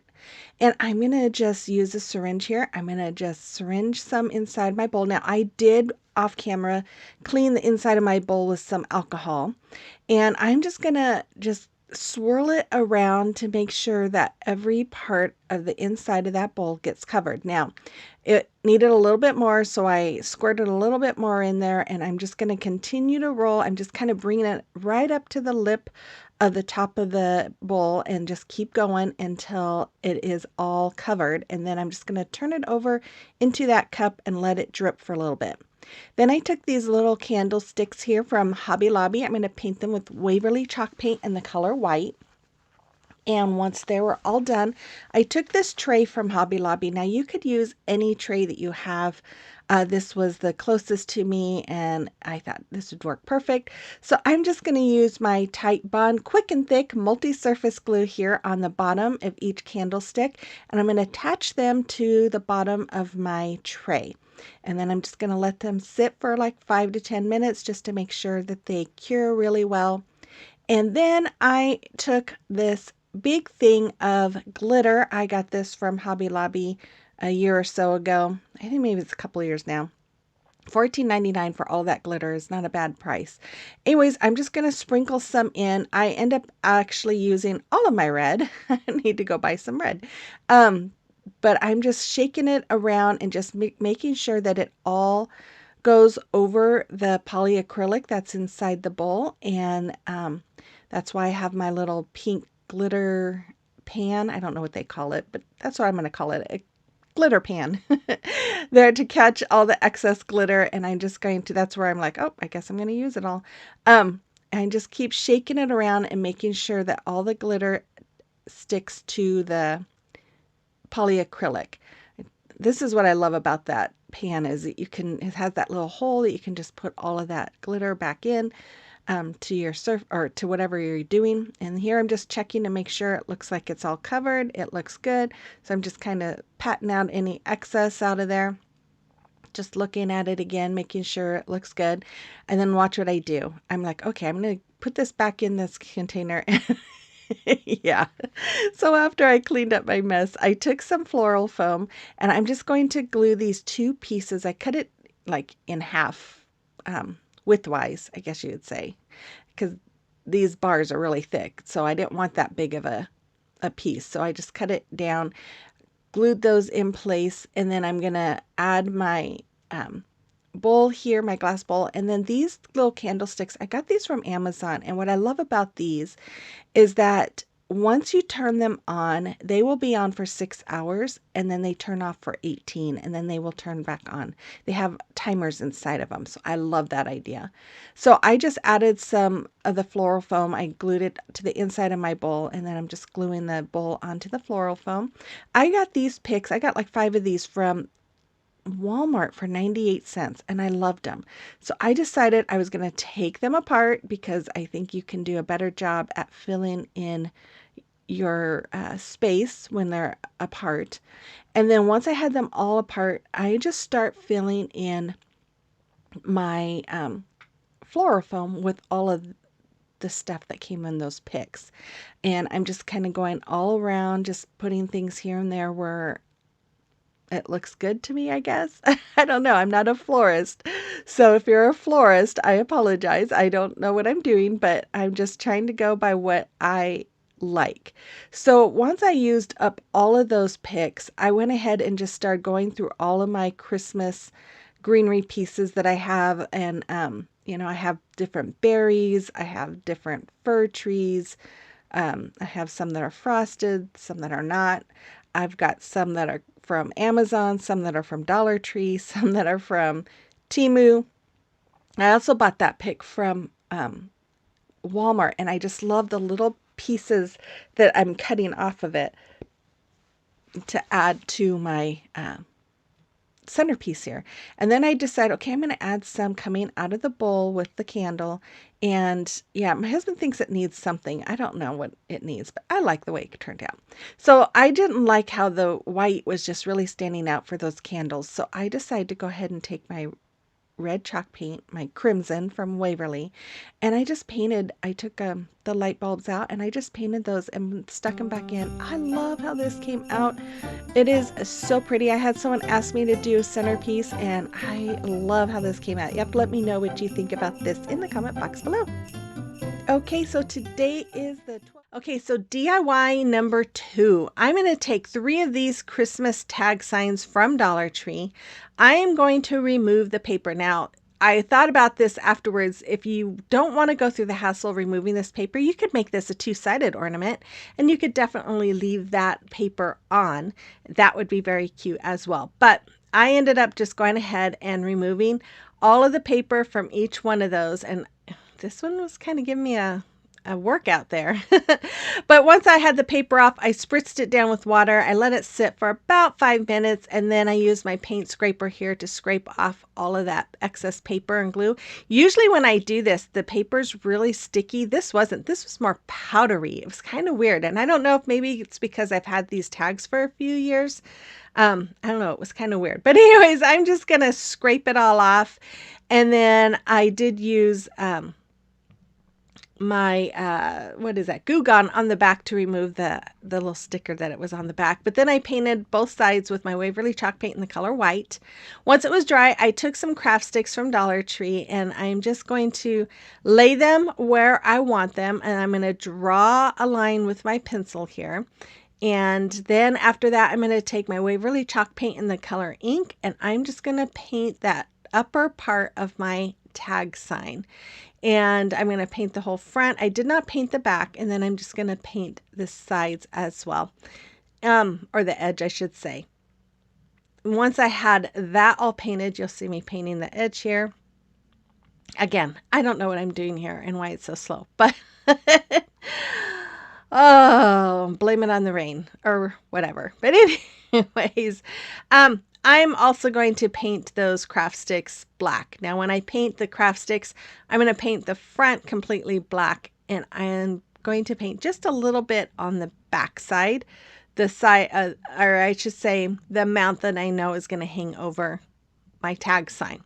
So after I had those all painted and dried, I'm going to use my wood glue and my hot glue, and I'm going to glue these on to make it look like a hat. And if you haven't guessed already, we are making snowman ornaments.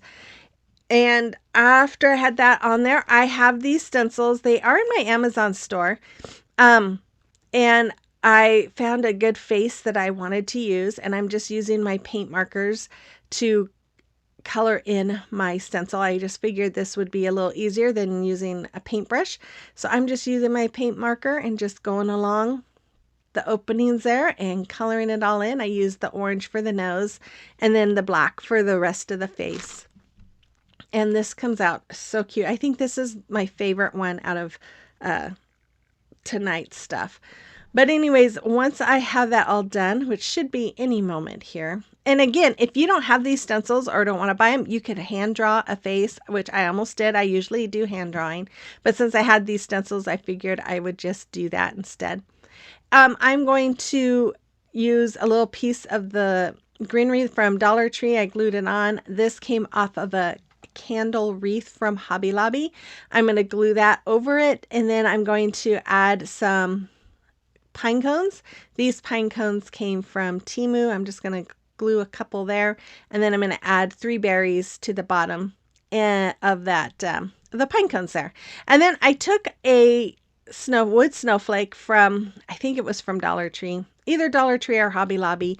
I painted it white, and then I am going to use my hot glue to glue it right next to the berries. It's late. I'm tired and I'm trying to get this done. Anyways, I took my Snow Tex, T-E-X, Snow Tex. I got this from Hobby Lobby. You can get it on Amazon, but I have found it's cheaper at Hobby Lobby.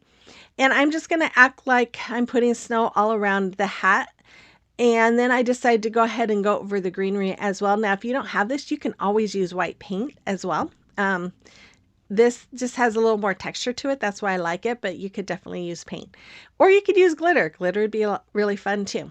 So then after I have the snowy look all over, I'm going to take some of that red cording and create a hanger. When I did create this hanger, I'm going to tie a knot on the end, trim off the ends, and then I'm going to hot glue that knotted part down behind the snowman, so that way it just kind of hides the knot so you don't see it. And that's all I did. And that's the end of it. And look how cute those are. I just love them. I almost put different faces on each one. I probably should have. But yeah, I just think they're really cute. I hope you like them. Let me know in the comment box below. Okay, DIY number 4. I'm going to take a couple of these snowflakes from Hobby Lobby. They're a little bit bigger than the Dollar Tree ones, but you could always do this to the Dollar Tree ones. I'm going to paint them with white chalk paint, and then once they were dry, I'm just going to go over them with my Mod Podge. I'm going to let them dry, and then I'm going to take some little pictures that came with the set. This is rice paper that I got from decoupagenapkin.com. Now, if you don't have these or don't want to order these, you could use napkins. You could use any kind of little pictures from a card or anything that you might have.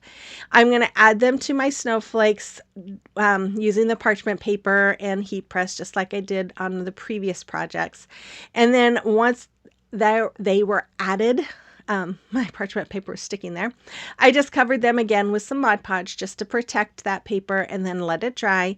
And then I used my finger file to get through the cracks there. And then some of it, because this parchment paper is thicker than napkins, so it doesn't rip as easily with the file. I did use my little scissors to get any big pieces off that were not wanting to come off. So I took my Mod Podge here and I'm going to add it to the ends of my snowflakes. And then I'm going to take, this is diamond dust. I got this from Amazon. You could use glitter. And I'm just going to tap it onto where I laid that Mod Podge and just kind of tap it in and then shake off the excess.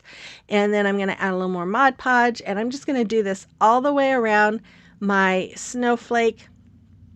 And that way we have some glitter on it. And I love how these came out. The glitter just really touches it up and just makes it so much better. Once I had them all done, I decided to go ahead and take some Mod Podge and just go over that diamond dust with it and to kind of protect it from coming off. And hopefully it does. But I love the look it gave. It gave it more of a chunky snow look. But anyways, I'm going to take some more of this red cording and I'm just going to make hangers with it just like I did with everything else. And there they are. It is kind of hard to see the glitter. I guess you can see it, but I love it. I love them. You'll have to let me know what you think about these as well. And the final reveal is coming up. Thank you guys so much for guys today. Having all these crafting days or videos. I'm kind of not sure I'm going to get 4 done for my videos, but we'll see. So I'm going to take this sign. I got this from Chalk Couture and I am going to remove it. They have those little clips on the back to hold it in place. I'm just going to remove that and it is ready to be chalked on. I'm going to use this beautiful transfer. It's called Holy Night. And I'm going to, since it's so big, I'm going to just pull off half of it. And yeah, don't get it stuck like I did. And then I'm going to take my fuzzing cloth and I'm just going to lay it on and I'm going to fuzz it about 5 times, just doing it this way. I'm going to remove it and then lay it back down. And look, there was a little branch there. Oh my goodness. The side of my table here is getting a pretty big pile. I had to go through it today to kind of move things around. I told my husband the other day, I'm going to be stuck in here pretty soon. I'm not going to be able to get out because I've got all my Christmas stuff that I normally store in my guest room. I got a lot of it in here. Anyways, it's a mess. So after I did the one side, then I just pulled up the other side and I'm going to do the same thing. Just going to fuzz that. Now, if you have Chalk Couture, this fuzzing cloth, one side is for fuzzing and the other side is for drying your transfers when you wash them. So that's just a little tip. I don't know if many of you guys know that. The dark green side is the one that you use for fuzzing. So after I was all done, I laid my stencil down on my board here and I'm just smoothing it all out, making sure there's no wrinkles. And then I'm going to use my bright white and I'm going to go over all of it. I'm going to go over the top part first and then I'm going to peel it up so that way the chalk paste doesn't dry on the stencil, and then I'll gently lay it down and continue. Now, if you are not familiar with Chalk Couture, I am a designer. It is a silk screen self-adhesive stencil, and the reason why we fuzz it is because if not, then it will stick and pull up paste and pull up paint if you have any paint on your surface. So we always fuzz it the first time we use it. This is a pretty big piece, and so they can be expensive, but we do have our members perks program that I believe it's $20 a month, and you get 30% off of any purchases. Plus you also get you get some extra perks there too. So check it out. I have a link in my description box if you're interested. You can check it out, and it will tell you all about it in there. And if you have any questions, you can definitely email me. I would be happy to answer any questions. We also have the monthly Club Couture. That's $21.99 a month, where you get the 8x11 exclusive stencil and a chalk paste and a surface or something that comes with it. But yeah, check them all out. I love it. It is always beautiful stuff. And look at that. I love that. Oh, so pretty. So after I washed off that big stencil, I'm going to take and put this right back into the frame. And what I love about this, and with chalk, the chalk paste is washable. So, you know, if next year I have a different image I want to share, I can just wash that off and change it up. So once I was done putting that in there, I took some of these greenery picks.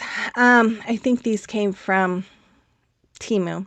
This bow I had on, I had my wedding pictures in our bedroom for Christmas. I usually put wrapping paper over them and these big bows.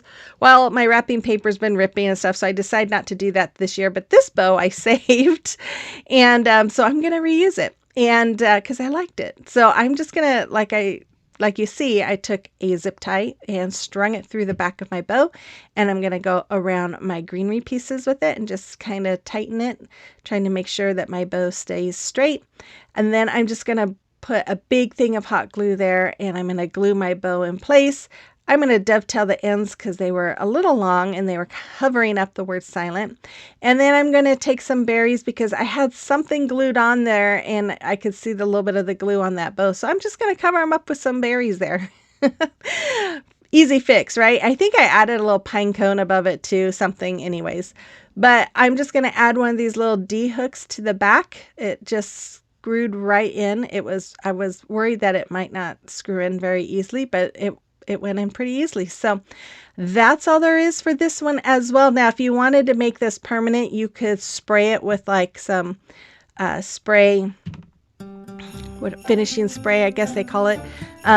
Or you can try Mod Podge. Every time I do Mod Podge, it always smears. So I try not to do Mod Podge, or let it sit for at least a couple of days. But there it is. You'll have to let me know what you think about that one. Okay, DIY number 1. So I'm going to take, I think it was 5 18-inch wood pieces from Dollar Tree. 2 of them I left 18 inches. One I cut down to 16.5, one 14.5, and one 13.25. And then I took a 12-inch, 2 12 inches, and I left one 12 inches and made one 10.5 inches.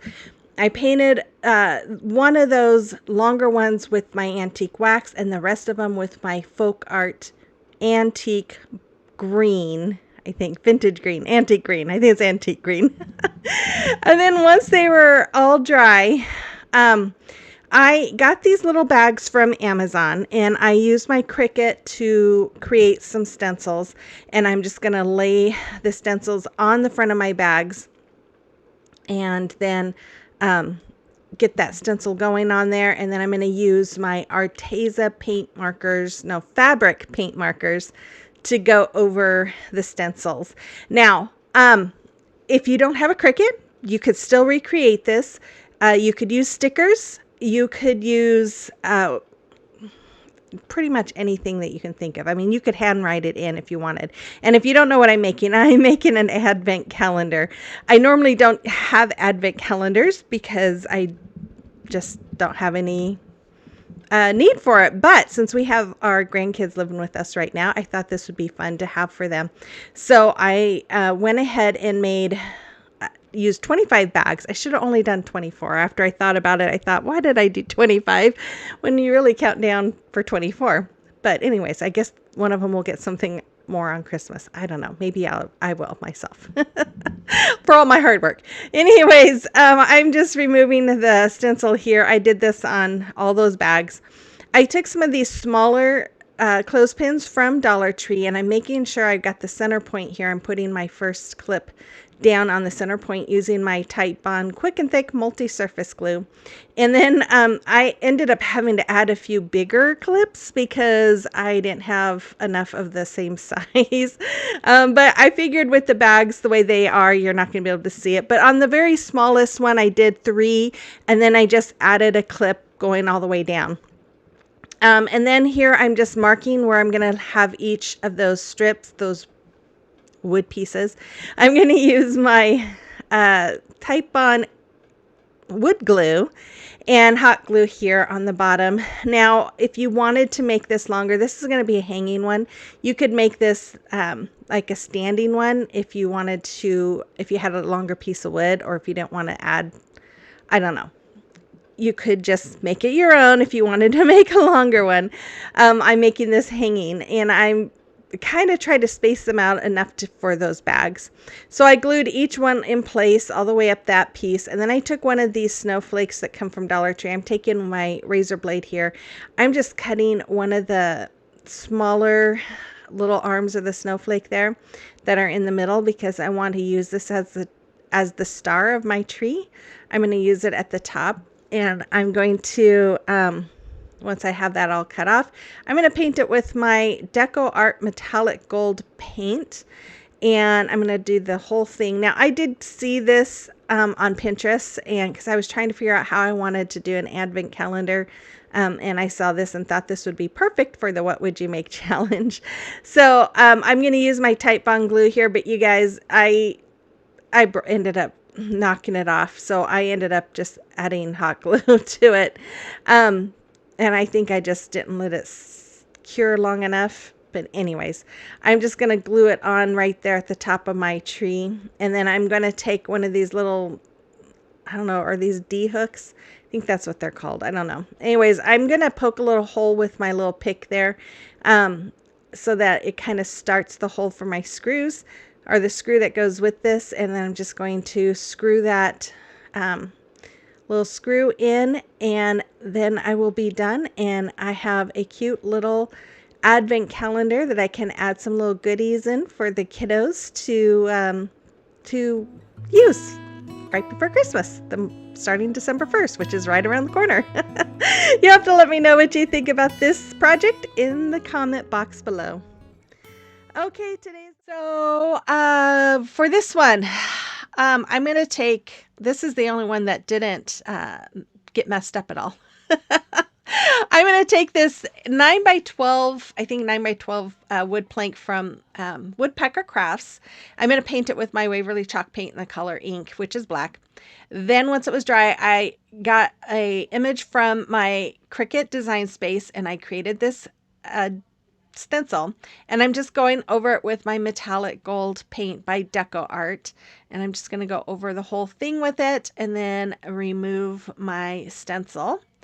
And then I took this gold star. Now, this whole thing was based off of this gold star. I've been wanting to use this for years.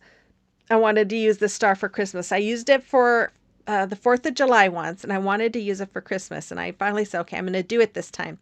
So after I had it all painted, I am going to put my Titebond Quick and Thick multi-surface glue on the back, and I'm going to glue this to the top of my sign, because I just thought this would be perfect to go with, you know, a nativity of some sort. So then I added a hanger. I'm using the gold cord, and I'm just going to staple it in. This wood is thick enough for the staples there. And then I was like, it needs something else. And I had it in front of me while I worked on another project, because I'm like, it needs something else. What does it need? What does it need? And then I came up with this. So these are the green garlands for little piece thingies from Hobby Lobby. And I'm just going to hot glue it all the way around. I had asked my husband, he's like, it needs like gold ribbon or rope or something. And I'm like, no, it's just not what the look I want. And I was working on the next project and I was using the garland or the what are these called? Garland ties. That's what they're called. Um, from Dollar Tree, which is a lot fuller. And I thought, you know what? This might look really good around this picture. And this is what I came up with. And I think it finishes it and it gives it that Christmassy feel. And I just really love how this came out. But you'll have to let me know what you think about this one as well in the comment box below. Okay, DIY number 2. So I'm going to take my Waverly chalk paint. I'm going to paint 3 blocks from Dollar Tree as well as that snowflake from Dollar Tree. That J and the Y came from Hobby Lobby. I'm going to paint them with some dowels with my Waverly chalk paint in the color Crimson. I think those dowels came from Walmart. But then I decided, oh, before I paint, I need to cut these dowels down to the size that I needed. So I've figured out what size I needed on one of them. And I'm just going to cut it down there with my miter shears. And then I'm going to take that one that's cut down and I'm going to use my pencil to mark across the other ones and then cut them down. If you don't have these miter shears, I do have them in my Amazon store. I believe it's under tools. These are amazing. Put them on your Christmas wish list. They make things so much easier when I need to cut them. So after that, I took my drill that my husband got me for Christmas. I just love it. I love having my own drill so I don't have to look for it. I know right where it is. And I'm taking those blocks and I'm making a hole right through the middle. And these blocks are hollow because all of a sudden it was going and then it just went through. Luckily, it did not go all the way through. So be careful if you do this. If you don't have a drill, you could definitely glue them on. So I'm just going to go around these boxes or these blocks with some ribbon. This ribbon I got around 4th of July years ago at Hobby Lobby, but I really liked the polka dotted side. So I'm going to just go around it just like you would a present. And I'm just going to go around the other side. I go all the way around it, just using a little bit of hot glue. And then I'm going to cut it off at the top and leave that hole open. Then I put a little dab of my Titebond quick and thick glue in, and then I'm going to poke my dowel into that hole and make sure that the bottom is touching. And then here I realized, oh, wait a minute, this Y, if I put it right in the middle, you're going to see the dowel. And so here I'm like, well, what if I put it on the sides? Then it looked kind of funny. So I ended up measuring and then cutting it down so that way you could not see that dowel behind the Y. And then I'm going to take some more of that ribbon and I'm going to make a bow. So I did this on each one. I made a little bow just doing the awareness ribbon. I have some little red cording there that I tie in the middle of my bow here to keep it in place, and then dovetail it, which you just fold in half and cut at an angle and then glue it. I'm just going to use some hot glue right in place there. I did end up painting the top of that dowel red too, so it's not so apparent. But I'm just going to put a bead of my Titebond quick and thick glue down the middle, and I'm going to glue it to my dowel. I held it there for a few seconds, let it dry for about 5 minutes, and then I'm going to add some hot glue right along the edge just to give it some extra strength, security, whatever you want to call it. Then I took some Mod Podge and I accidentally squirted way too much there, but that's okay. I got it to work. I'm just going to go over the front of my snowflake, and this is diamond dust. I got this, I think, from Amazon, but you could use any kind of glitter. This has like crushed glass in it, so you do have to be careful when you use your hands because there's been a few times where it's been a little pokey, but I'm just going to add that to the top of my snowflake, and there it is. Something simple. And I did this because what I originally planned to do was just not working out. But I think it's really pretty. I hope you like it too. Let me know in the comment box below. DIY number 3. So I'm going to take 3 of these ornaments. I think these came from Hobby Lobby. I've had them for a while, but I'm just going to remove the hangers. I'm not going to use them.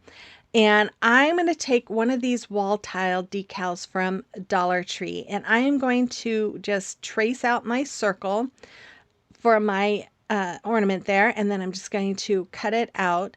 Now, when I cut the top part out, I left it to where the, I don't know, a little bit of the top part is still there. That way it was easier for me to pull it off the backing, and then I trimmed that little piece down. After that, I'm going to lay it right on top of my ornament here.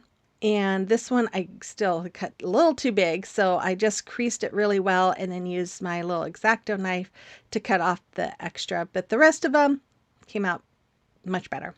But anyways, I'm taking my finger sander. I'm going to go around it and sand off any of the extra bits of that paper that was hanging over the edge. And then I'm going to paint them with Waverly chalk paint in the color Crimson. And I took a 12 by 12 wood sign from Dollar Tree and I went over it with my antique wax. You just brush it on and then wipe off the excess with a napkin if you want it lighter.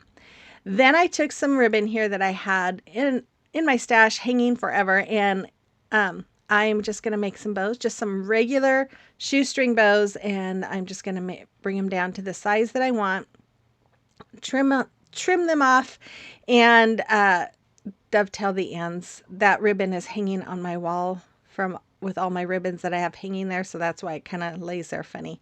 Anyways, I made one bow for each one of those, and then I am going to use my hot glue there to tie the bow, or not the bow, the ribbon. I'm going to glue that down. I did that for all of them. I'm going to use my wood glue here on the back of my ornament, and then some hot glue, and glue that in place, and then I'll add the ribbon or bow. Oh my goodness, I can't talk. Now, one of those, you can't see the design as well on the ornament, and that's because I was going to go over it with some white wax. I thought that might kind of bring that detail out, and it didn't. So I wiped it off as best as I could and painted over it, so that's why the design is not so apparent on that middle one. Anyways, once I had that all done, I took some little greenery pieces and pine cones from my stash, and I'm just going to hot glue them on. The side ones, I just had one branch coming off of one side on each, and then the middle one I put two, just like you see. And what else do I do after this? I don't think I do anything else other than add a hanger. I just added some gold cording for a hanger, and I'm just leaving it simple. If you recreate this, you could put a word on it. You could put Merry Christmas on it. You could do wood letters. You could do stickers, or you could just keep it simple. I love the simplicity of it, and yeah, I just love how this came out. You have to let me know what you think about this one as well in the comment box below.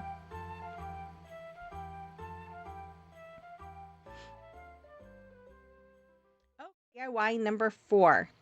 So for this DIY, I'm going to take this wood plaque and paint it with Waverly chalk paint in the color white. Now, you guys, I was struggling so hard because there was a couple ideas I had and I couldn't do it. And I was trying to figure out what to do. And then these came in the mail and I was so excited. These are from Essential Stencil. Look how pretty those are. I just loved them when I saw them. I knew I had to have them.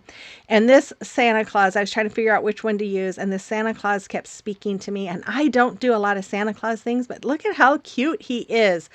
So I'm just going to, I removed the backing. I'm going to lay him on top of my plaque here. And I'm just going to rub. I'm going to rub. And then I'm going to start pulling off the top part of the transfer paper. And their Essential Stencils rub-on transfers are really nice. They really are easy, and they really don't take a whole lot of rubbing to come off. I've worked with some rub-on transfers where you have to rub like a minute before it comes off. And this one is not like that. But as you can see, some of it was hanging over the edge. I did end up putting it kind of in the crease. I just thought it looked better. I was trying to decide if I wanted to just split it in half or go ahead and go through the edge. And I did add it to the edge, as you can see there. Then I took, this is paint that I got from Hobby Lobby. The brand is called Crafters Collection. I think it's their brand, and the color is wine. And I am just going to go over that little edge there that's on this plaque. And I'm just using my small brush here to just kind of paint all around that edge. And I just wanted to give it a little more detail. I just felt like it needed a little something.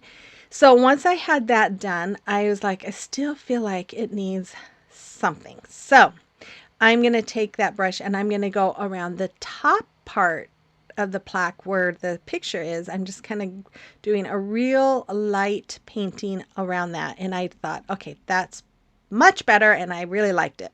So then I took one of these wood wheels from Hobby Lobby, and they're small candlesticks. I'm using my Titebond glue to glue the wheel on top.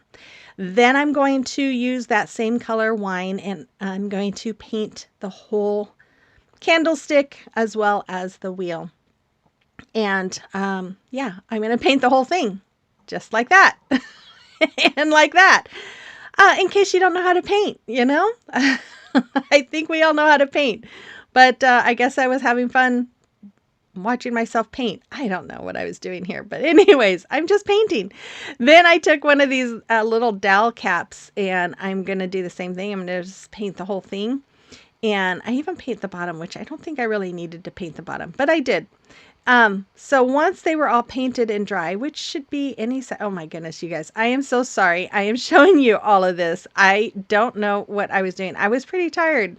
That's what happens when I edit. I get really tired, and sometimes things get left in that shouldn't because I was just too tired to realize it. Anyways, I used my Titebond glue. I love that glue. I stuck that in place, and then I'm going to use the same glue for my dowel cap, and I'm going to put it right on the top. And you guys, you don't have to do this. You could just use like tumbling tower blocks behind it for it to stand. But I just think it elevates it. It just dresses it up a little bit more and makes it just seem a little more special. So I took some more of these. Now these pieces came from I think they're candle wreaths from Hobby Lobby. I got them after Christmas last year. They were either 75 or 90% off. And I love using these because they're perfect size. So I bought a whole bunch. And then I'm going to add some pine cones. And that's all. Oh, I'm not done. I'm going to add some snow tack. And I just put some on a brush, and I just kind of go over the greenery to make it look like snow. And yeah, I'm going to do this on the top and the bottom. And that's all there is. And I guess I thought you needed to see all of this too. Oh my word, there is a ton of this. I am sorry, guys. But yeah, this Snow Tech, you can get it at Amazon or Hobby Lobby. I would recommend, if you have a Hobby Lobby close by and you want to use this, to get Hobby Lobbies because it's cheaper than Amazon. But you can also just paint it with white. You can add a little bit of white paint. That works too. So there it is. Look how adorable this is. I just love it. Oh my goodness. It is so cute.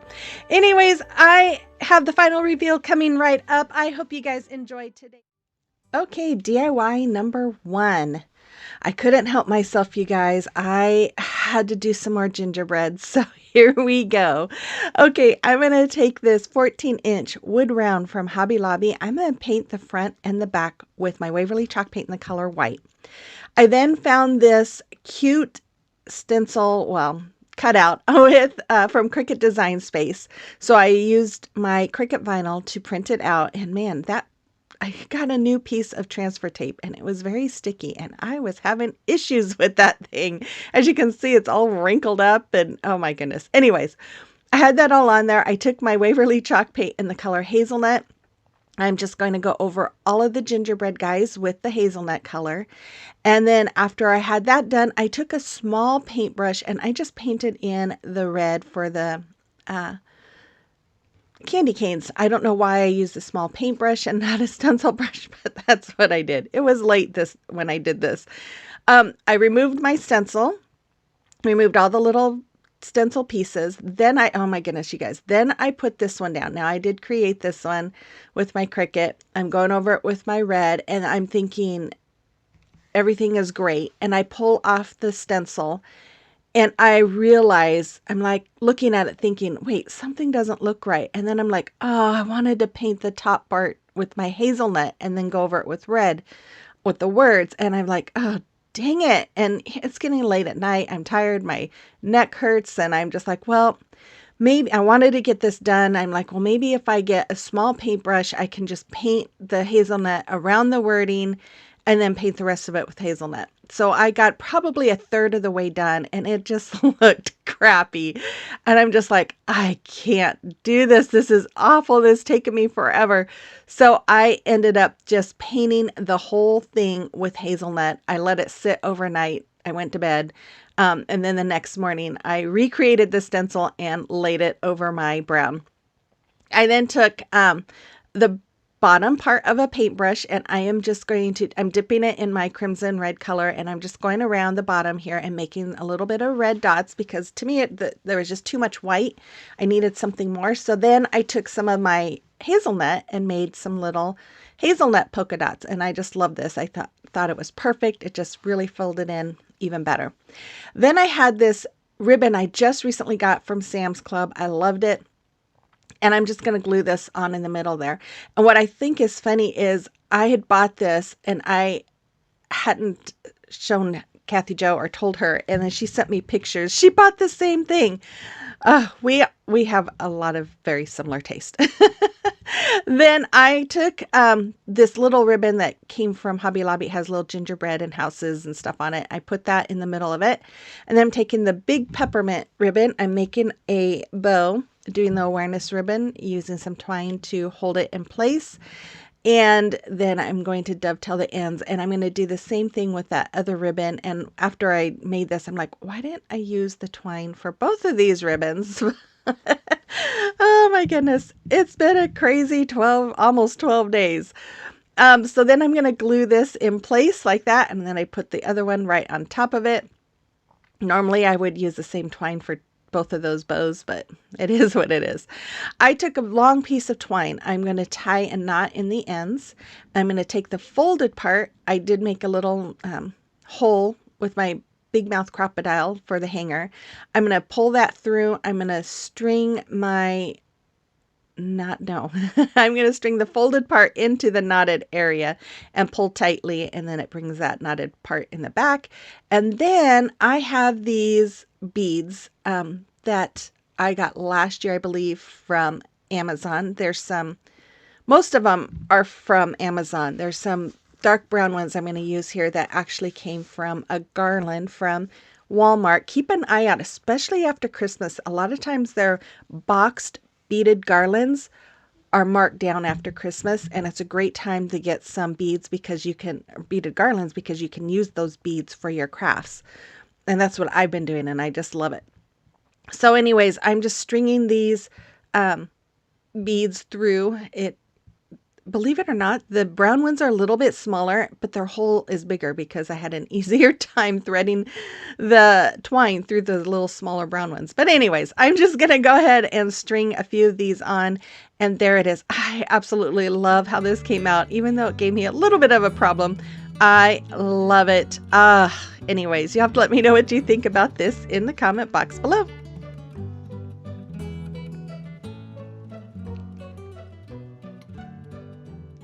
Okay, so today is wish I could make mine look that cute. Okay, sorry, this is really long. Okay, I'm going to take 2 of these arrows from Dollar Tree. I'm going to remove the hangers. Those are some teeny tiny staplers. You guys, I would love to have a stapler that staples that small so that I can use it for Dollar Tree stuff. Anyways, I'm going to mark where the overhang is on those arrows, and I'm just going to use my ruler here to draw a straight line, and then I'm going to use my box cutter, and I'm just going to score and score and score until it cuts through and breaks off. And I do that on both of my arrows.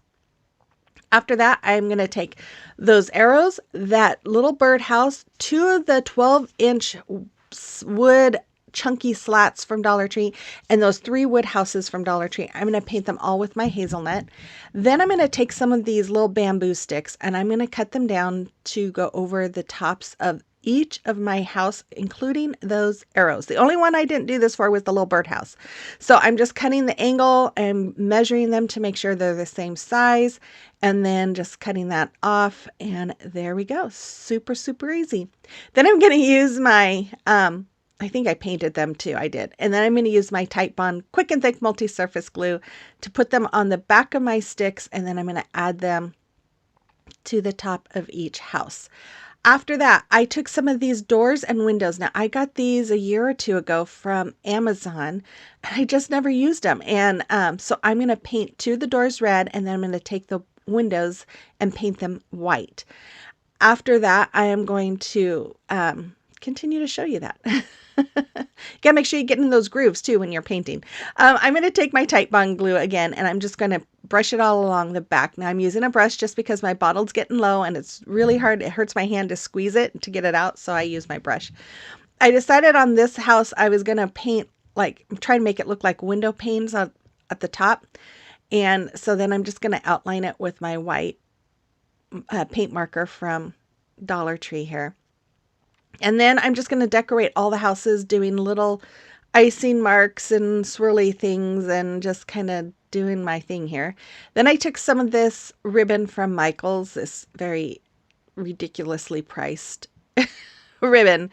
Oh my goodness. I can't believe Michael's prices. I think that's why I don't shop there very much, is their prices are just crazy. Anyways, I'm going to glue those ribbons, one on each side of those arrows. I'm going to add a little peppermint. I'm going to add a little dots around the peppermint. And then I'm going to take the birdhouse. I'm going to make my little swirly fun stuff all around the heart, all around the base of it. I just went crazy and went swirls everywhere. I wanted it to kind of look like icing on a gingerbread cookie. And yeah, so you'll see that there. Okay. I think I'm done showing you this. Maybe not. Yes. I'm going to use my wood glue and hot glue. I'm going to glue those chunky slats. That's what they're actually called on them. Chunky slats. I don't know why they call them. Why don't they just say chunky wood? I don't know. Anyways, I'm going to glue them together just like you see. And then I'm just kind of adding a little bit of decorations to the houses. Some of those little wreaths come from, I think, Hobby Lobby. These little candy canes, I have no idea where I got them. I've had them forever. And then I'm going to use wood glue and hot glue to glue the houses in front of on top and in front of my chunky slats. It doesn't say wood pieces. I'm going to add the third house to the back on the top of the wood piece. And then I'm going to mark here where I'm going to lay my arrow houses, and I'm going to add my wood glue and hot glue inside of those marks, so that way I'm not getting glue everywhere, or a little bit of glue when I need a lot more. I'm going to add my houses to the back, and then I'm going to put some glue on the front and add my little birdhouse house. That's kind of funny. Then I'm going to glue my trees inside of that little pocket. And then I decided, you know what? I need to add some puff paint to the roofs to just make it stand out even more. So I'm just going to go all along the roof lines of all my houses with my puff paint, just kind of making some drip marks as well. And I really love how this came out. I think it's so much fun. And yeah, you know me, I love gingerbread, and I just couldn't help myself from doing some more. Everything I tried to think of, you guys, I was trying to think of other things, and everything to make, and everything I came up with was gingerbread. And I'm like, why am I fighting it? I know I told you guys the last one would be the last one. I promise you this is the last one for this year. I might throw 1 or 2 gingerbread projects in, but that's going to be it. Okay, DIY number 1. So I am going to take this wood teapot that I bought from Woodpecker's Crafts. I am an affiliate. I do have a link in my description box to them if you're interested in checking them out. But I'm going to paint both the front and the back with my Waverly chalk paint in the color Hazelnut. I did paint the top with white. And then I took this teardrop wood cutout piece that I got from Hobby Lobby. I'm just using it to trace out the eye shape that I wanted. And then I'm just going to draw a little line underneath. I'm going to use this little heart shape that's been in my stash to create the nose. And then I'm going to use some little round wood pieces. Now these come from Hobby Lobby in the same package as those teardrops. And I'm just going to make some little cheek circles, and then I'm going to use my pencil to make some little lines underneath the cheeks, and then I'm going to make a mouth. And then I'm going to take my black paint marker here. I'm going to color in the eyes and do all the fun stuff. I am going to show this all to you, so I hope you're not too bored. But I am going to show you how I did this. And I'm going to take a small extra fine Sharpie to make some eyelashes. I'm going to make some eyebrows. And again, most of you guys know that I just cannot draw by memory or by hand. So I do have a picture next to me that I'm kind of going by. I'm going to draw the mouth there. I'm going to create some white lines. I'm trying to copy a picture, but I did not like how this turned out, so I did change it later. I'm going to use this red marker to color in the nose and the cheeks, but I did not like the way it looked. I did end up using my Crimson Red by Waverly chalk paint to fill it in. And there you can see I did the eyes a little different. So here I'm just making some, I don't know, swirly marks, and then I'm going to just put some dots in between each dip. I'm just using my white metallic paint marker from Dollar Tree. And then after that, I'm going to glue on some of these little peppermints I got from Amazon, and I'm just going to yeah, that was fun. I'm going to glue those into the cheeks there. And then I took some of this ribbon from Michael's. I'm going to make a little shoestring bow, and I couldn't figure out how to make the middle not be that red. I mean, I liked it, but then I saw a video after I did this on how to do it. Now I just have to try and remember how the person did it. And then I'm going to glue this on top. And then what am I doing? Oh, I'm just going to dovetail, and it's really kind of hard to dovetail. Normally this thin of ribbon, I don't dovetail, but I don't know. I did it that time. Then I took one of these Dollar Tree plaques and 3 tumbling tower blocks. I painted them with my hazelnut as well. And then I decided, this was the next morning, I think. I don't know. The days are mixing in for me. I took some glitter puff paint, and because I've just felt like it was cute, but it needed to be elevated a little bit. So I'm just going to go over all of those swirlies and all the dots with my puff paint. And then I'll just let it sit over. I think I actually let it sit overnight before I continued working on it. Then I made some little white marks on the nose to give it some dimension. And then I am going to hot glue those 2 tumbling tower blocks together. I'm going to use my Tight Bond Quick and Thick multi-surface glue on the bottom. I was going to use hot glue, and I thought, what am I doing? I just need to use the Tight Bond. So I stopped there because I was going to grab the hot glue and then went, no, I don't need it. But here I did use the hot glue and the Tight Bond glue. I don't know what I was doing. And then I took some Tight Bond, and I'm going to put it on some of my tumbling tower blocks and then use my hot glue. I think I just didn't want to wait the couple minutes that it takes. I was being impatient. I've got a lot to do, a lot of days to craft for, so I kind of making some shortcuts here. Then I took my puff paint again. This is the same glittery one, and I just made some icing marks. I just went and did basically what I did around the teapot around the base of that, and look how cute that is. Oh my goodness, I love this. Oh, you'll have to let me know what you think about this in the comment box below. Okay, DIY number 3. Aren't those gingerbread so cute?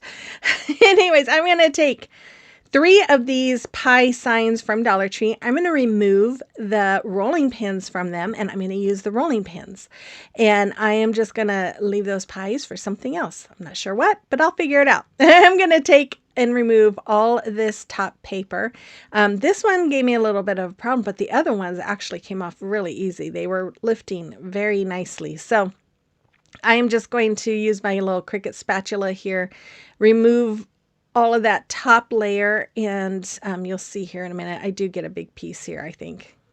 Yeah, look at that. But I still had a lot of the bottom layer, so I got it all off, squirted it with water, and let it dry a little bit, and then scraped it all off. I did that with all of them, and here I must have forgot to hit record because I'm missing a big piece. So I'll show you how I painted them in a little bit.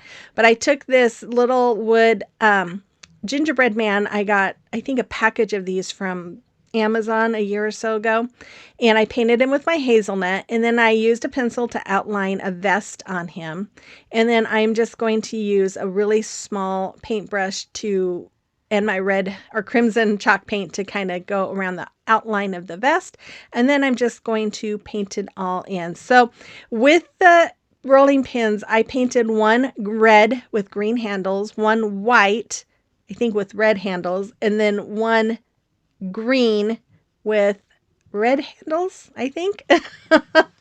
Oh my goodness. Anyways, this, you guys, I'm kind of recreating one from Hobby Lobby. I saw Hobby Lobby had one of these, and really isn't very expensive, but sometimes it's just fun to recreate and make it your own. And so that's what I'm doing here.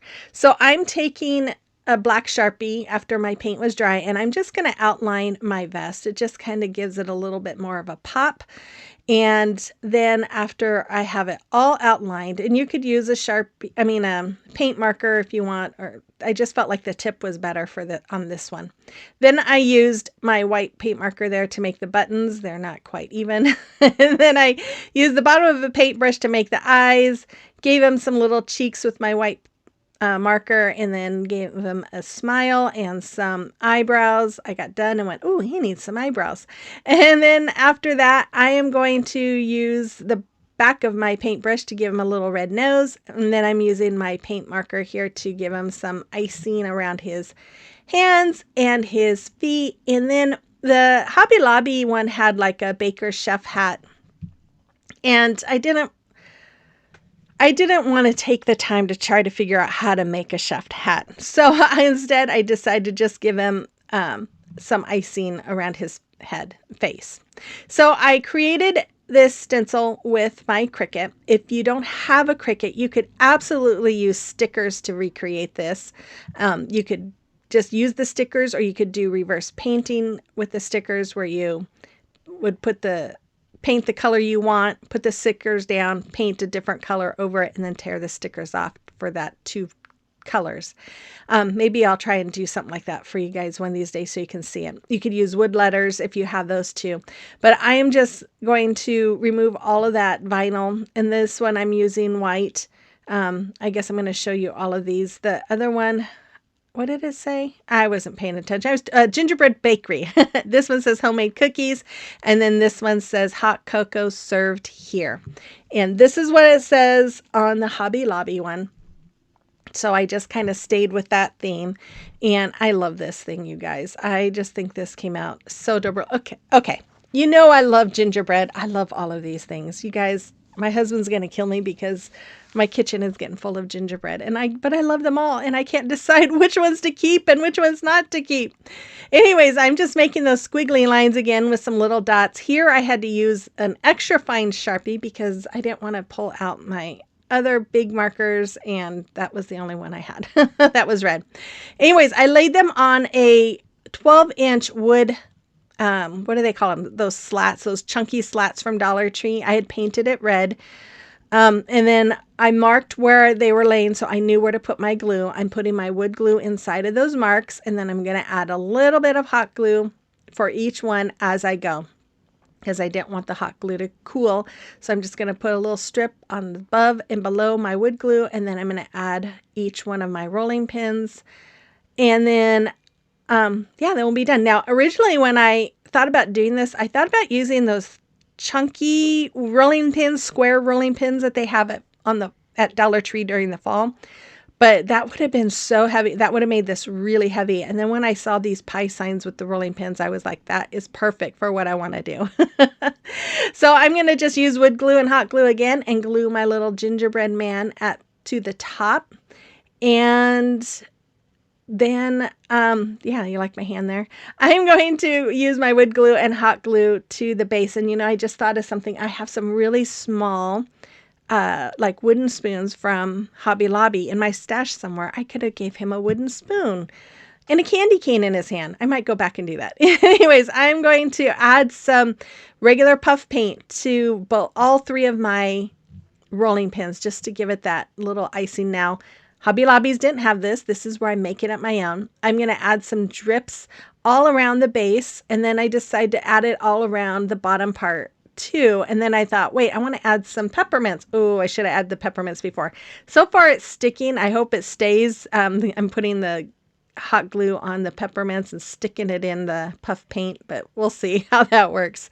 And then I decided to go ahead and just hot glue a few on the bottom there too. And then I took these I got from Temu. Man, you guys, these look so real. My granddaughter keeps looking at them like, oh, I want a real candy cane. Anyways, there it is. I love how this turned out. Again, another one of my favorites. I hope you like it too. You have to let me know in the comment box below.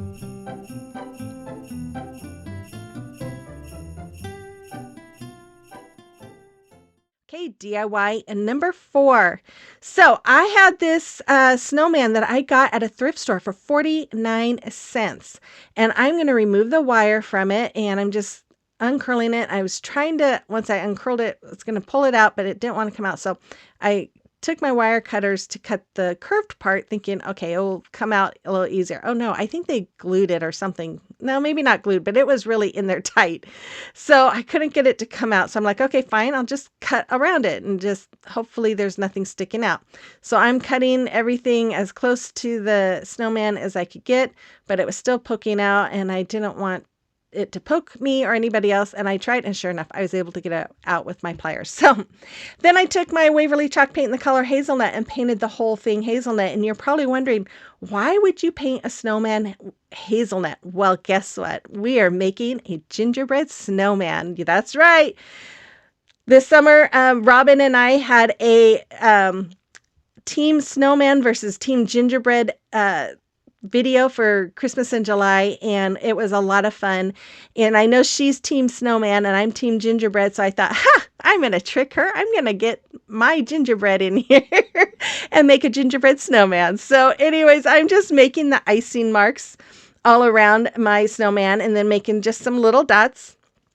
And I do that around everything. I'm going to make the little icing marks around the mittens. And then I decided I didn't really like that, so I just kind of painted in the bottom part of the mittens, and I love that much better. And then I'm just making my little dots there. I'm going to color in some eyes for my cute little gingerbread snowman here. And if you have been with me for a while, you know how much I love gingerbread. I've done quite a few videos lately with them. But anyways, I'm going to make a little nose, a little mouth. I'm looking at it, and I did make some eyebrows. I was debating on cheeks, and I thought, no, I'm just going to leave the cheeks alone. But I'm going to make some buttons, but then I'm like, I'm not really happy with the buttons here. So I went through my stash, and I found some small peppermints ornaments that I got from Hobby Lobby. So I'm just cutting the little ornament part off, and I'm going to glue each one of those over those buttons. So now he has peppermint buttons. And then after I am done gluing all of those in place, I'm going to, what am I doing? Oh, I'm going to give the eyes a little bit of life.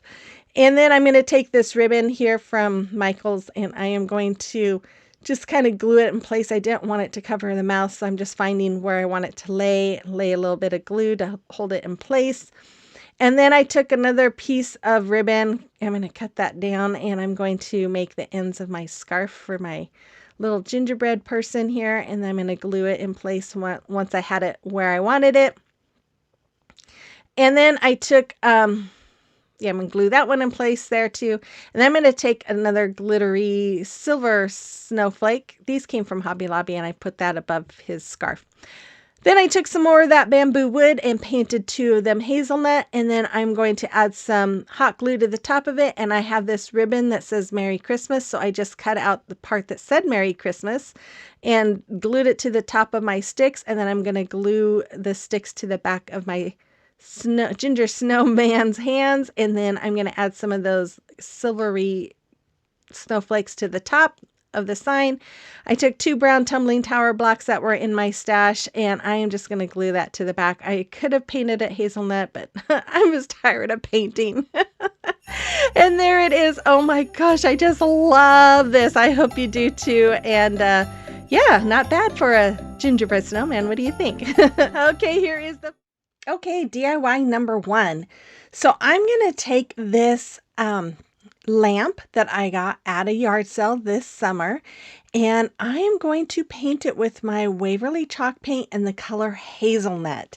Now, I have seen for years lamps on Pinterest painted like a gingerbread person, and I have wanted to do this forever.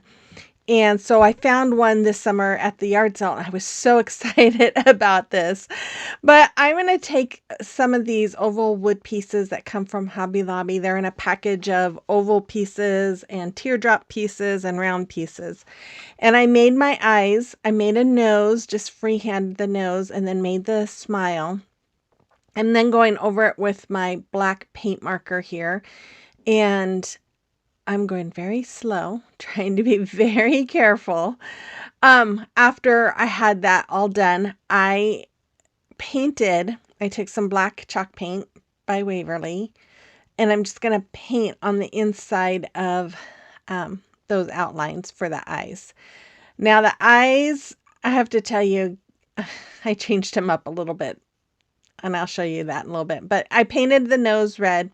Then I decided, okay, this needs to have cheeks. So I took one of the round pieces, wood pieces from that package from Hobby Lobby, created my circle, and then I'm just going to paint that with the same red.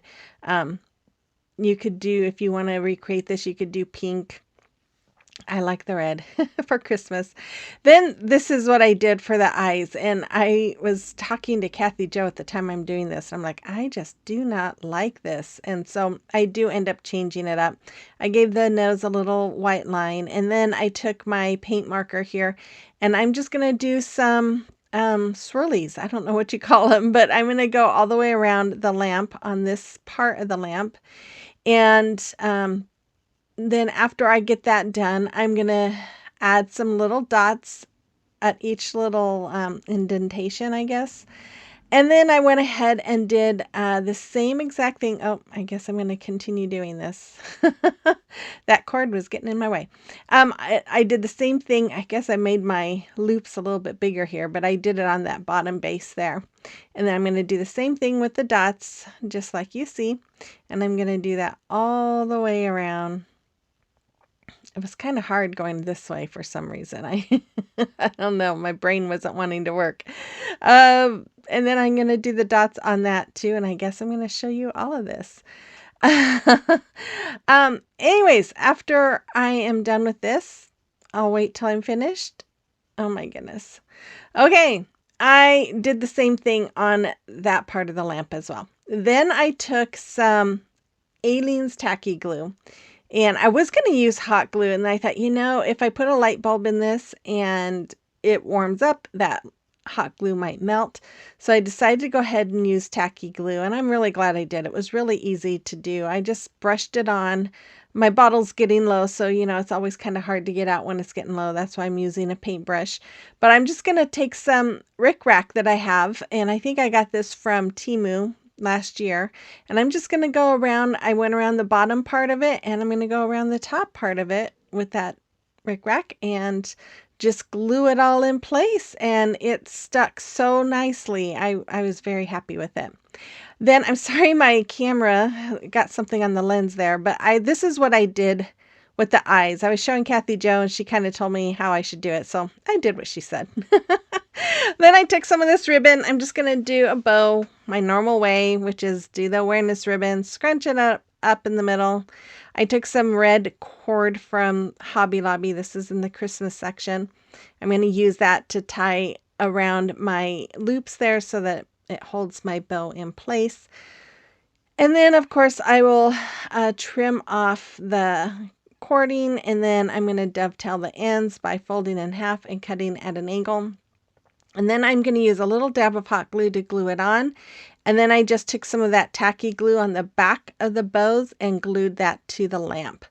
Then I took some of these little peppermints I got from Amazon, and I glued them on the base. These little brown or gingerbread buttons came from Hobby Lobby. And there it is. I love how this came out. It's so cute. And I'm going to put it in my kitchen with all my gingerbread stuff. But you have to let me know what you think about this in the comment box below.